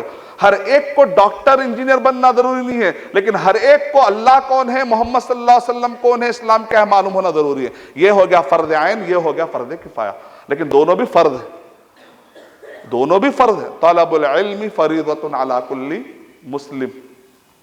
ابن ماجہ میں آپ کو یہ حدیث شریف مل جائے گی، آتھینٹک حدیث. تو ایجوکیشن کے لیے داؤد علیہ السلام کو لوہے کا علم سکھایا گیا، اس کے لیے بھی علم کا ورڈ آیا سورہ انبیاء نمبر 21 آیت نمبر 80. سلیمان علیہ السلام کو پرندوں کی بولی سکھائی گئی، اس کے لیے بھی عین لام میم ہی کا ورڈ ہے. اور ہم جو شریعت کا علم حاصل کرتے ہیں اس کو بھی ہم کیا ورڈ استعمال کرتے ہیں؟ عین لام میم. اسلام میں کوئی ڈسکریمنیشن ہے ہی نہیں. یہ آپ نے سمجھ لیا کسی کے سمجھانے کی وجہ سے، اس وجہ سے ایسا ہو گیا، ورنہ اسلام میں تو ایسا کچھ بھی نہیں. اسلام کو آپ ایز اٹ از اسلام کے حساب سے پڑھیے، قرآن صحیح حدیث کی روشنی میں پڑھیے. مسلم کو دیکھ کے اسلام کے بارے میں جج مت کریے، فالوورز کو دیکھ کر اسلام کے بارے میں جج مت کریے. تو یہ ہو گیا پانچواں. چھٹواں اعتراض، مسلمان ہندوستان کے لیے امن پسند نہیں بن سکتے، بلکہ ان کے اندر سے غداری کی بو آتی ہے. یہ مسلمان ہندوستان کے لیے ایک امن پسند شہری بن کے نہیں رہ سکتے، یہ بے چین نظر آتے ہیں یہاں پر پیدا ہو کر. بات ایسی نہیں ہے میرے بھائی. سر، ہم مسلمان کا عقیدہ ہے کہ ایمان کے 6 ارکان ہیں، اس میں سے ایک رکن ہے تقدیر پر ایمان لانا. اللہ نے میری تقدیر میں یہ بنایا کہ میں ہندوستان میں پیدا ہوں. اللہ نے میرے تقدیر میں یہ نہیں لکھا کہ میں سعودی عرب میں پیدا ہوں. اللہ نے اگر فیصلہ کیا میرے حق میں کہ میں ہندوستان میں پیدا ہوں، اس اللہ کے فیصلے کو میں ناراضگی سے کیسے استقبال کر سکتا ہوں؟ میں تو خوش ہوں اس فیصلے پر. آپ کیا کہتے ہیں؟ یہ تو میرا دین ہے، میرا دھرم ہے، یہ میرا ایمان ہے، یہ میرا عقیدہ ہے. میں اگر یہاں پیدا ہوتا ہوں تو اللہ کے اس فیصلے کو میں خوشی سے ماننے کے لیے ریڈی ہوں. کوئی پرابلم کی بات نہیں میرے لیے، کوئی کسی مسلمان کے لیے کوئی پرابلم کی بات. آپ ایسا سوچ لے رہے کیونکہ میڈیا کے بعد گوشوں نے ایسا بتلایا. جب یہاں پر انگریز ظلم کر رہے تھے تو سب سے پہلے اس انگریزوں کو بھگانا، یہاں سے ان کو نکالنا، ان کے ظلم کا خاتمہ کرنے کے بارے میں سب سے پہلے کس نے آواز اٹھائی؟ وہ کوئی سکھ نہیں تھا، وہ کوئی ہندو نہیں تھا، وہ کوئی کرسچن نہیں تھا، وہ شاہ عبد العزیز محدث دہلوی رحمت اللہ علیہ تھے، کہ جنہوں نے فتویٰ دیا، کہا کہ وقت آ گیا ہے کہ یہ ظالموں کو یہاں سے بھگایا جائے کیونکہ ہندوستان کے ناگرک پریشان ہو چکے. کس نے شروعات کی؟ وہ شروع کرنے کے کئی سالوں کے بعد تو 1947 کا سورج طلوع ہوا، اور اس کے بعد یہ سارے جو واقعات ہیں تو بات کے ہیں. لیکن جب بھی ضرورت پڑا اس چمن کو خون ہم نے دیا. جب بہار آتی ہے تو کہتے ہیں کہ اب تمہارا یہاں پر کوئی ذکر خیر نہیں. یہ تو بات صحیح نہیں. اس کا مطلب کہ آپ کو تاریخ پڑھنی چاہیے. آپ کو دور کی نہیں، کم سے کم 200 سال کی تاریخ پڑھنی چاہیے. کم سے کم گیٹ وے آف انڈیا پر جو مسلمانوں کے نام لکھے ہوئے نا، کم سے کم وہ پڑھ لینا چاہیے. کم سے کم تاریخ کے ان پنوں کا آپ کو مطالعہ کرنا چاہیے جس میں مسلمانوں کے قربانیوں کو بڑے ہی پیارے انداز میں نہ صرف مسلمان بلکہ غیر مسلموں نے لکھا ہے. اگر یہ بات ہو جائے تو آپ کے ذہن سے شبہ چلا جائے گا، کیونکہ ہمیں حکم دیا گیا سورہ مائدہ نمبر 5 کی آیت نمبر 1 میں، یا ایھا الذین آمنوا اوفوا بالعقود، اے وہ لوگوں جو ایمان لائے ہو ایگریمنٹس کو پورا کرو. کس نے حکم دیا؟ اللہ نے حکم دیا. تو ہم ہندوستان میں رہتے ہیں تو یہ ایگریمنٹ کو پورا کرنا آپ کی وجہ سے، میری وجہ سے نہیں کر رہا ہوں، میرا اللہ تعالیٰ کا حکم ہے. اللہ کا حکم کو ہم سب سے سارے حکموں سے زیادہ احترام کرتے ہیں، اس وجہ سے ہم عقیدے کے طور پر مانتے ہیں کہ ایگریمنٹ کا خیال کرنا چاہیے. ہمارے نبی وہ تھے صلی اللہ علیہ وسلم، غیر مسلم جب صلح حدیبیہ میں انہوں نے جو ایگریمنٹ کیا نا، تو محمد صلی اللہ علیہ وسلم کو ایسے زبردست کر کے غلط طریقے سے کئی ایسا ظلم کیا انہوں نے، غلط چیزیں، ایسی چیزیں جو نبی صلی اللہ علیہ وسلم کو تکلیف دیتی تھی، شریعت کے سے نہیں ٹکرا رہی تھی لیکن نبی کو تکلیف دے رہی تھی، پھر بھی نبی صلی اللہ علیہ وسلم نے اپنی تکلیف گوارا کی، ایگریمنٹ کیا. پورے موقع پہ نبی صلی اللہ علیہ وسلم نے ایگریمنٹ کو نہیں توڑا. سامنے والے کفار قریش نے ایگریمنٹ توڑا، نبی صلی اللہ علیہ وسلم نے کبھی بھی ایگریمنٹ نہیں توڑا. ہم ان ویسے نبی صلی اللہ علیہ وسلم کے امتی ہیں، ہم بھی ایگریمنٹ کا قدر کرنا جانتے ہیں. بلکہ ہم یہ عقیدہ رکھتے ہیں کہ جس نے کسی بھی ایگریمنٹ کیے ہوئے ایک معصوم کو مار دیا وہ جنت کی خوشبو تک بھی نہیں سونگے گا. جو قوم یہ عقیدہ رکھنے والی ہو وہ قوم ہندوستان کے معصوموں پہ اتیاچار کیسے کر سکتی ہے؟ اسلام کو پڑھیے، اسلام کو صحیح طریقے سے سمجھیں گے تو انشاءاللہ سارے ڈاؤٹس ختم ہو جائیں گے. اس کے بعد 7واں اعتراض، جو سلاٹرنگ سسٹم ہے، ویسٹ میں رہنے والے بڑے بڑے سائنٹسٹ اور مہا ودیان رکھنے والے لوگوں نے اس کو بڑے ہی کئی سالوں کے ریسرچ کے بعد یہ سلاٹرنگ سسٹم بنایا ہے. آپ مسلمان وہ کلاسیکل میتھڈ اپنا رہے ہیں، مذہب ریلیجن کہہ کر چھوڑ دو اس کو، لے لو وہ بڑا ہائیجینک انداز ہے، وہ بہت ہی سائنٹیفک ہے، وہ بہت ہی لاجیکل ہے. آئیے دیکھتے ہیں کہ کتنا لاجیکل اور کتنا سائنٹیفک ہے. جارڈن میں ایک ریسرچ ہوا، اور یہ ایسا ریسرچ ہے کہ جارڈن میں آپ بھی کر سکتے ہیں. ای سی جی ای جی جس کے پاس بھی رہا وہ کر لے سکتا ہے. ای سی جی اور ای جی کا مطلب ہوتا ہے کہ الیکٹرو سائفلوگراف یا اور ایک ہوتا ہے ای سی جی الیکٹرو کارڈیوگراف. یہ دو بڑے بڑے ایک سسٹم ہیں جس کے ذریعے سے آپ نے دیکھا ہوگا کہ بہت سارے مریضوں کا کہ حالات معلوم کرتے ہیں کہ کیا لیول کا مریض ہے. دو جانوروں کو ذبح کیا گیا. ایک جانور کو اسلامی طریقے سے ذبح کیا گیا, دوسرے جانور کو ویسٹرن طریقے سے ذبح کیا گیا. اب اس کے بعد جب گراف آئے تو سب حیرت میں رہ گئے. گراف میں یہ بتایا گیا کہ مسلمان نے جو طریقے سے ذبح کیا تھا کہ وہاں پر جب ذبح ہو رہا تھا اس ذبح کے 3 سیکنڈ میں یہ رپورٹ آئی, 3 سیکنڈ میں رپورٹ آئی کہ جو پین تھا وہ 0 لیول تھا.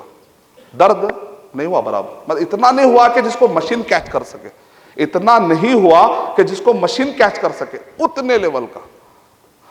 اور اس کے 3 سیکنڈ کے بعد پھر بعد میں رپورٹ آئی, اس میں یہ بتایا گیا کہ بہت ہی ڈیپ سلیپ میں جا چکا تھا جانور.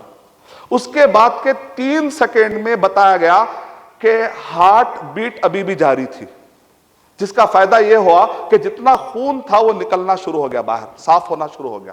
اب آئیے دوسری سائڈ میں کیا ہوا کہ پہلے جانور کو خطرناک طریقے سے شاک دیا جاتا ہے, اس کے بعد اس کو ذبح کیا جاتا ہے. آئیے اس سسٹم میں کیا ہوتا ہے, جیسے ہی جانور کو شاک دیا گیا تو جو پین کا لیول تھا وہ بہت ہائی گراف بتایا اس کے اندر. کیوں؟ اس لیے کہ مسلمان جب ذبح کرتے ہیں نا تو یہ شہرک کٹ جاتی ہے اور دل سے یہ دماغ کا تعلق ختم ہو جاتا ہے, جو کہ اصل میں درد کے شعور کا ذمہ داری جو ہوتی ہے دونوں کے کنیکشن سے ہوتی ہے. تو پہلے مسلمان اس کو ختم کر دیتے, کاٹ دیتے ہیں. یہاں پر چونکہ شاک مارا جا رہا تھا تو جس وقت پر اس کو شاک مارا جا رہا تھا تو اس وقت پر یہ رگ کی وجہ سے دل کا اور یہ دماغ کا تعلق جڑا ہوا تھا, جس کی وجہ سے اس کو بہت زیادہ تکلیف ہوئی. پہلا پوائنٹ. سیکنڈ پوائنٹ یہ ہے کہ اس کے بعد اس کو ذبح کیا گیا.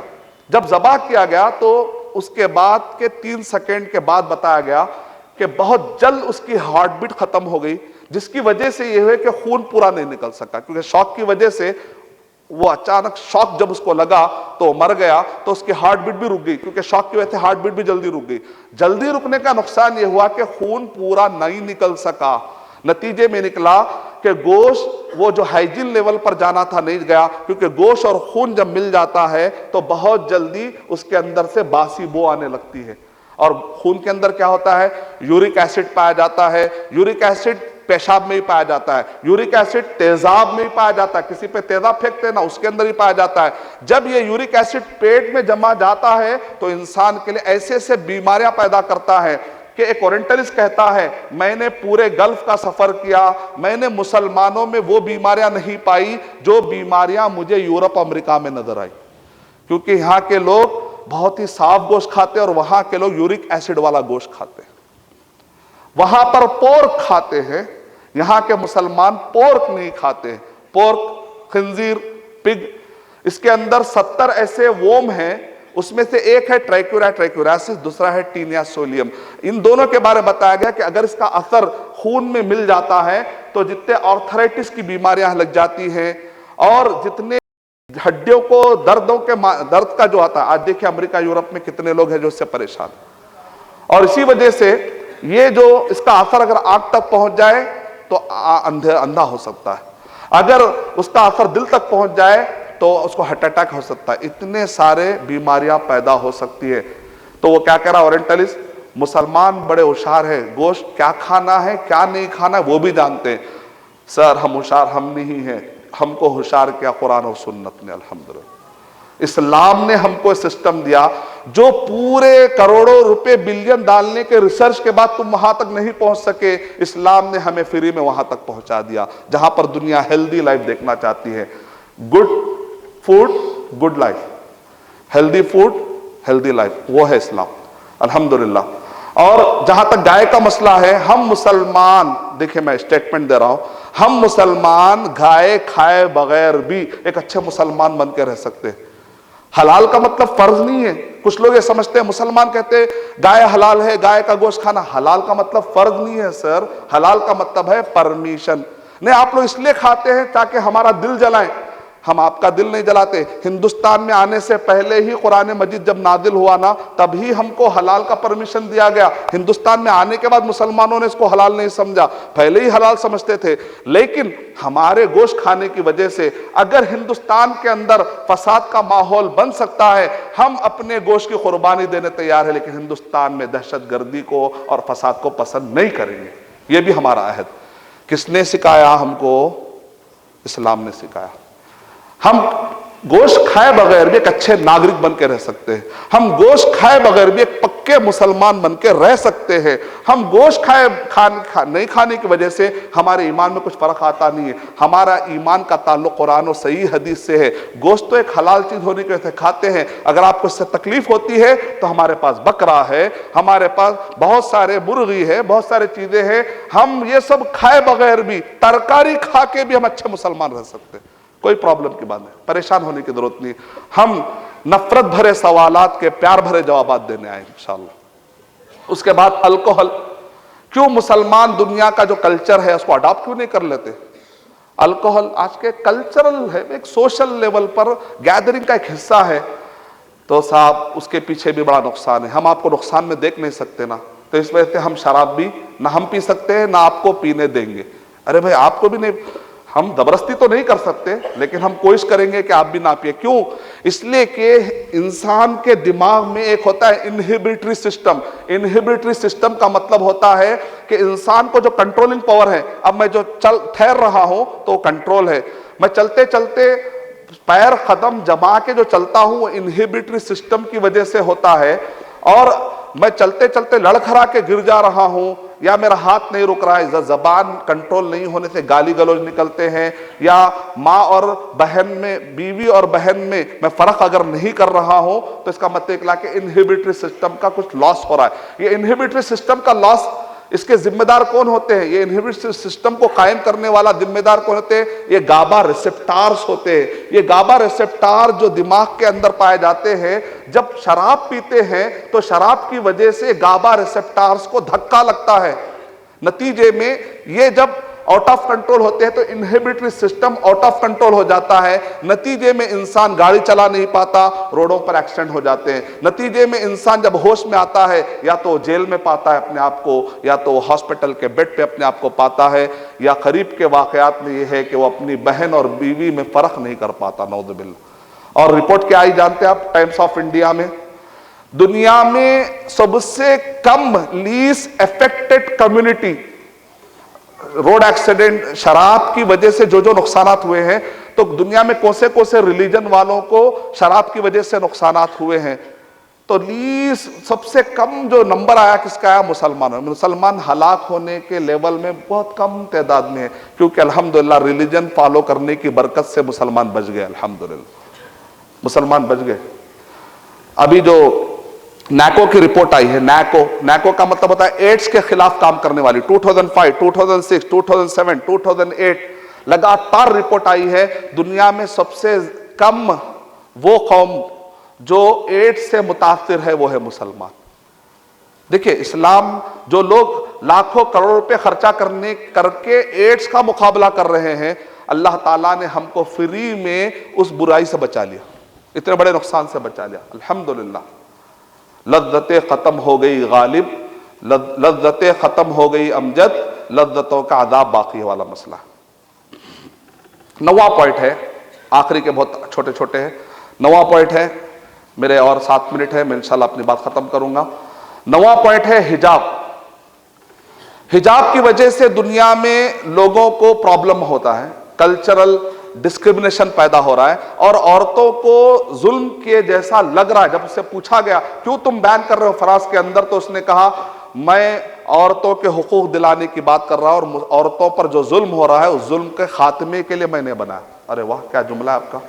اور بہت سارے ہماری بہنیں جو حجاب کا سسٹم فالو کر رہی ہیں، ان کے لیے خوشخبری یہ ہے کہ یہ جو سسٹم آپ کو لگایا گیا اسلام میں کہ حجاب کا سسٹم فالو کرو، تم جب باہر نکلو سفر کرو تو تمہارے ساتھ محرم ہونا چاہیے، یہ ستانے کے لیے نہیں ہے بلکہ یہ سمبل آف سیکیورٹی ہے، یہ آپ کی سیکیورٹی کے لیے، یہ آپ کی حفاظت کے لیے ہے، ستانے کے لیے نہیں ہے۔ اگر کوئی بڑے پردھان منتری کو باڈی گارڈ ملتا ہے تو وہ کہتا ہے میرے پیچھے بھی باڈی گارڈ آگے پیچھے دوڑتے ہیں. تو اگر آپ کا محرم آگے پیچھے اگر دوڑ رہا ہے تو آپ کو تو فخر کرنا چاہیے کہ میرا بھی کوئی باڈی گارڈ ہے, اور وہ میرا شوہر ہے, وہ میرا بھائی ہے, وہ میرا ابا ہے, وہ میرا چاچا ہے. آپ کو تو فخر کرنا چاہیے, کیونکہ اللہ تعالیٰ نے قرآن مجید میں ارشاد فرمایا. شراب کے لیے کون سی آیت ہے؟ سورہ مائدہ نمبر 5 کی آیت نمبر 90 ہے. یا ایھا الذین آمنوا انما الخمر والمیسر والانصاب والازلام رجس من عمل الشیطان, کہ شراب حرام ہے. اور حجاب کے لیے کون سی آیت ہے؟ سورہ احزاب نمبر 33 کی آیت نمبر 59 میں اللہ تعالیٰ نے ارشاد فرمایا یا ایھا النبی قل لازواجک وبناتک ونساء المؤمنین یدنین علیہن من جلابیبہن ذلک ادنی ان یعرفن فلا یؤذین. اس پر غور کریے. سسٹم حجاب کا سسٹم اس لیے نہیں ہے کہ عورتوں کو تکلیف دی جائے, حجاب کا سسٹم اس لیے ہے تاکہ عورتوں کو تکلیف سے بچایا جائے. جس ملک میں حجاب کا سسٹم زیادہ ہے وہاں پر ریپ کے اور عورت کے ہراسمنٹ کے کیسز کم ہے. جس ملک میں حجاب کا سسٹم نہیں ہے وہاں پر عورت کے ریپ کے اور ہراسمنٹ کے کیسز زیادہ ہے. ٹائمز آف انڈیا 2014 کی رپورٹ بتلا رہی ہے کہ ہندوستان میں ہر آدھے گھنٹے میں ایک ریپ کا واقعہ ہو رہا ہے. ریپ, ہراسمنٹ نہیں, ریپ کا واقعہ ہو رہا ہے.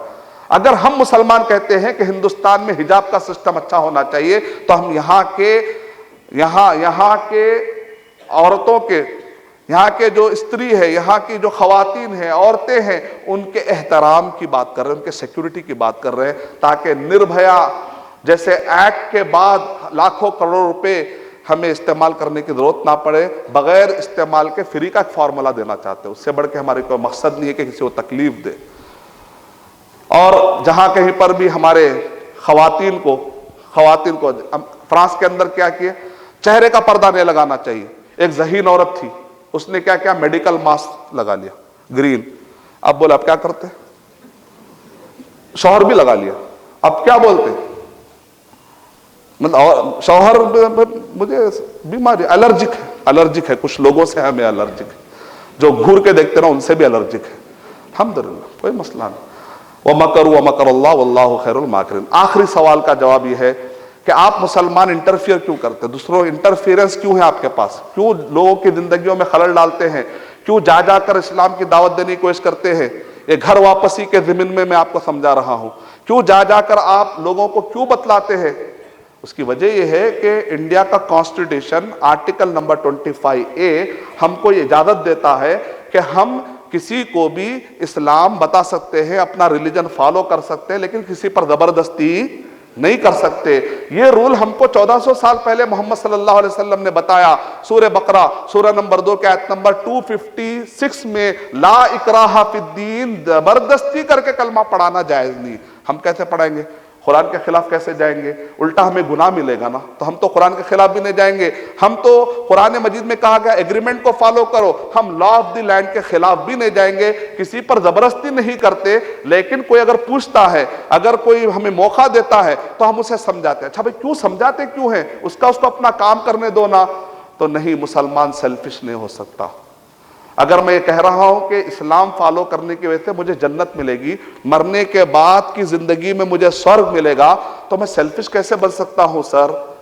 میں اپنے ایک ہندو اور کرسچن ایک سکھ بھائی کو جہنم میں جاتے کیسے دیکھ سکتا ہوں, میں سیلفش نہیں ہو سکتا. تو مجھے یہ جذبہ آتا ہے. سورہ آل عمران سورہ نمبر 3 کے آیت نمبر 85 میں اللہ نے کہا وَمَن يَبْتَغِ غَيْرَ الْإِسْلَامِ دِينًا فَلَن يُقْبَلَ مِنْهُ, کہ اسلام کو چھوڑ کر کوئی اور ریلیجن لے کر آؤ گے تو قیامت کے دن اللہ سبحانہ وتعالیٰ اس کو ایکسیپٹ کرنے والے نہیں ہیں. یہ آیت پڑھنے کے بعد میں کیسے سیلفش بن سکتا ہوں کہ میں یہ معلومات صرف اپنے پاس رکھوں, اس لیے میں اپنے غیر مسلم بھائی کو بتاتا ہوں اس جذبے کے ساتھ تاکہ وہ بھی جہنم سے بچ جائے. میں زبردستی نہیں کروں گا, لیکن اگر وہ نہیں مانتا ہے تو چھوڑ دوں گا, زبردستی نہیں, لیکن کوشش تو کروں گا جہنم سے بچانے کی, کیونکہ میں ایک اچھا انسان بننا چاہتا ہوں. آج تک جتنے بھی غیر مسلم سے میں نے بات کیا ہے, بلیو کیجئے ایک غیر مسلم نے بھی مجھ سے نہیں کہا مائنڈ یور بزنس نہیں کہا, بلکہ اس نے کہا کتنے اچھے انسان ہیں آپ, واقعی آپ سیلفش بننا نہیں چاہ رہے اس لیے آپ نے مجھے بتایا. میں نے کہا دیکھو میں سیلفش بننا نہیں چاہ رہا تھا, اس وجہ سے میں نے آپ کو بتایا. اتنا خوش ہوا, مٹھائی کا ڈبہ گفٹ کیا اس نے. آج تک میں کب سے 96 دسمبر سے میں کام کر رہا ہوں الحمدللہ. 96 دسمبر کے آخری تاریخوں سے میں دعوت کا کام شروع کیا. آج کیا ہو گیا؟ 2016 آ گیا. آج تک بھی کسی غیر مسلم نے مجھ سے نہیں کہا مائنڈ یور بزنس، نہیں، بلکہ اس نے میری عزت کی. اس نے کہا آپ کتنے اچھے انسان ہیں کہ آپ اچھی چیز جان کر مجھے بھی بتا رہے، کیونکہ میں بات ہی شروع کرتے ہوئے کہتا ہوں کہ بھائی میں سیلفش بننا نہیں چاہتا تھا، اس وجہ سے بتا رہا ہوں. کیا آپ سننے تیار ہے؟ کیا ریڈی ہے؟ ہاں ہے. اس کے بعد میں بات کرتا ہوں. جب وہ آدمی تکلیف فیل کر رہا میں چھوڑ دیتا ہوں بات. مجھے زبردستی کرنے کی اسلام میں اجازت نہیں ہے. پھر آخری وہ سوال کا بھی جواب دیتے چلے جاؤ. پھر نوجوان اگر مندر کو صاف کر رہے ہیں تو آپ کے علماء کیوں روک رہے ہیں؟ تو سر، اگر کوئی شراب کی شیشی لیا ہے اور مجھ سے کہہ رہا ہے کہ ذرا گلاس میں شراب ڈال کر دو، اگر کوئی زہر کی شیشی لے کر مجھ سے کہہ رہا ہے کہ زہر کی شیشی کو تم میرے گلاس میں ڈال کر دو، اور میں جا کے اس کی گلاس اچھی صاف کر کے لا کے اس کو زہر میں ڈال کے اگر میں دے رہا ہوں تو اچھا انسان ہوں کیا؟ اچھا انسان ہوں بھائی، اچھا انسان ہوں. کسی کو زہر دے رہا ہوں میں گلاس صاف کر کے. ہم مسلمان یہ عقیدہ رکھتے ہیں کہ شرک اور کفر زہر سے بھی خطرناک ہے، کیونکہ آنے والی زندگی میں اس کو نجات نہیں ملے گی، اس کو سورگ نہیں ملے گا، اس کو نجات نہیں ملے گی.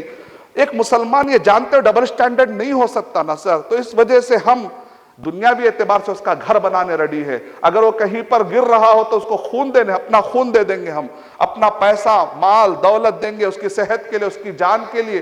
اس کے گھر میں اگر تکلیف ہے تو ہم جا کر راشن ڈالیں گے. ایک نان مسلم کے گھر کو اگر گر رہا ہے تو اس کی دیوار کو اگر کوئی بنانے والے ملے تو ہم جا کر بنائیں گے.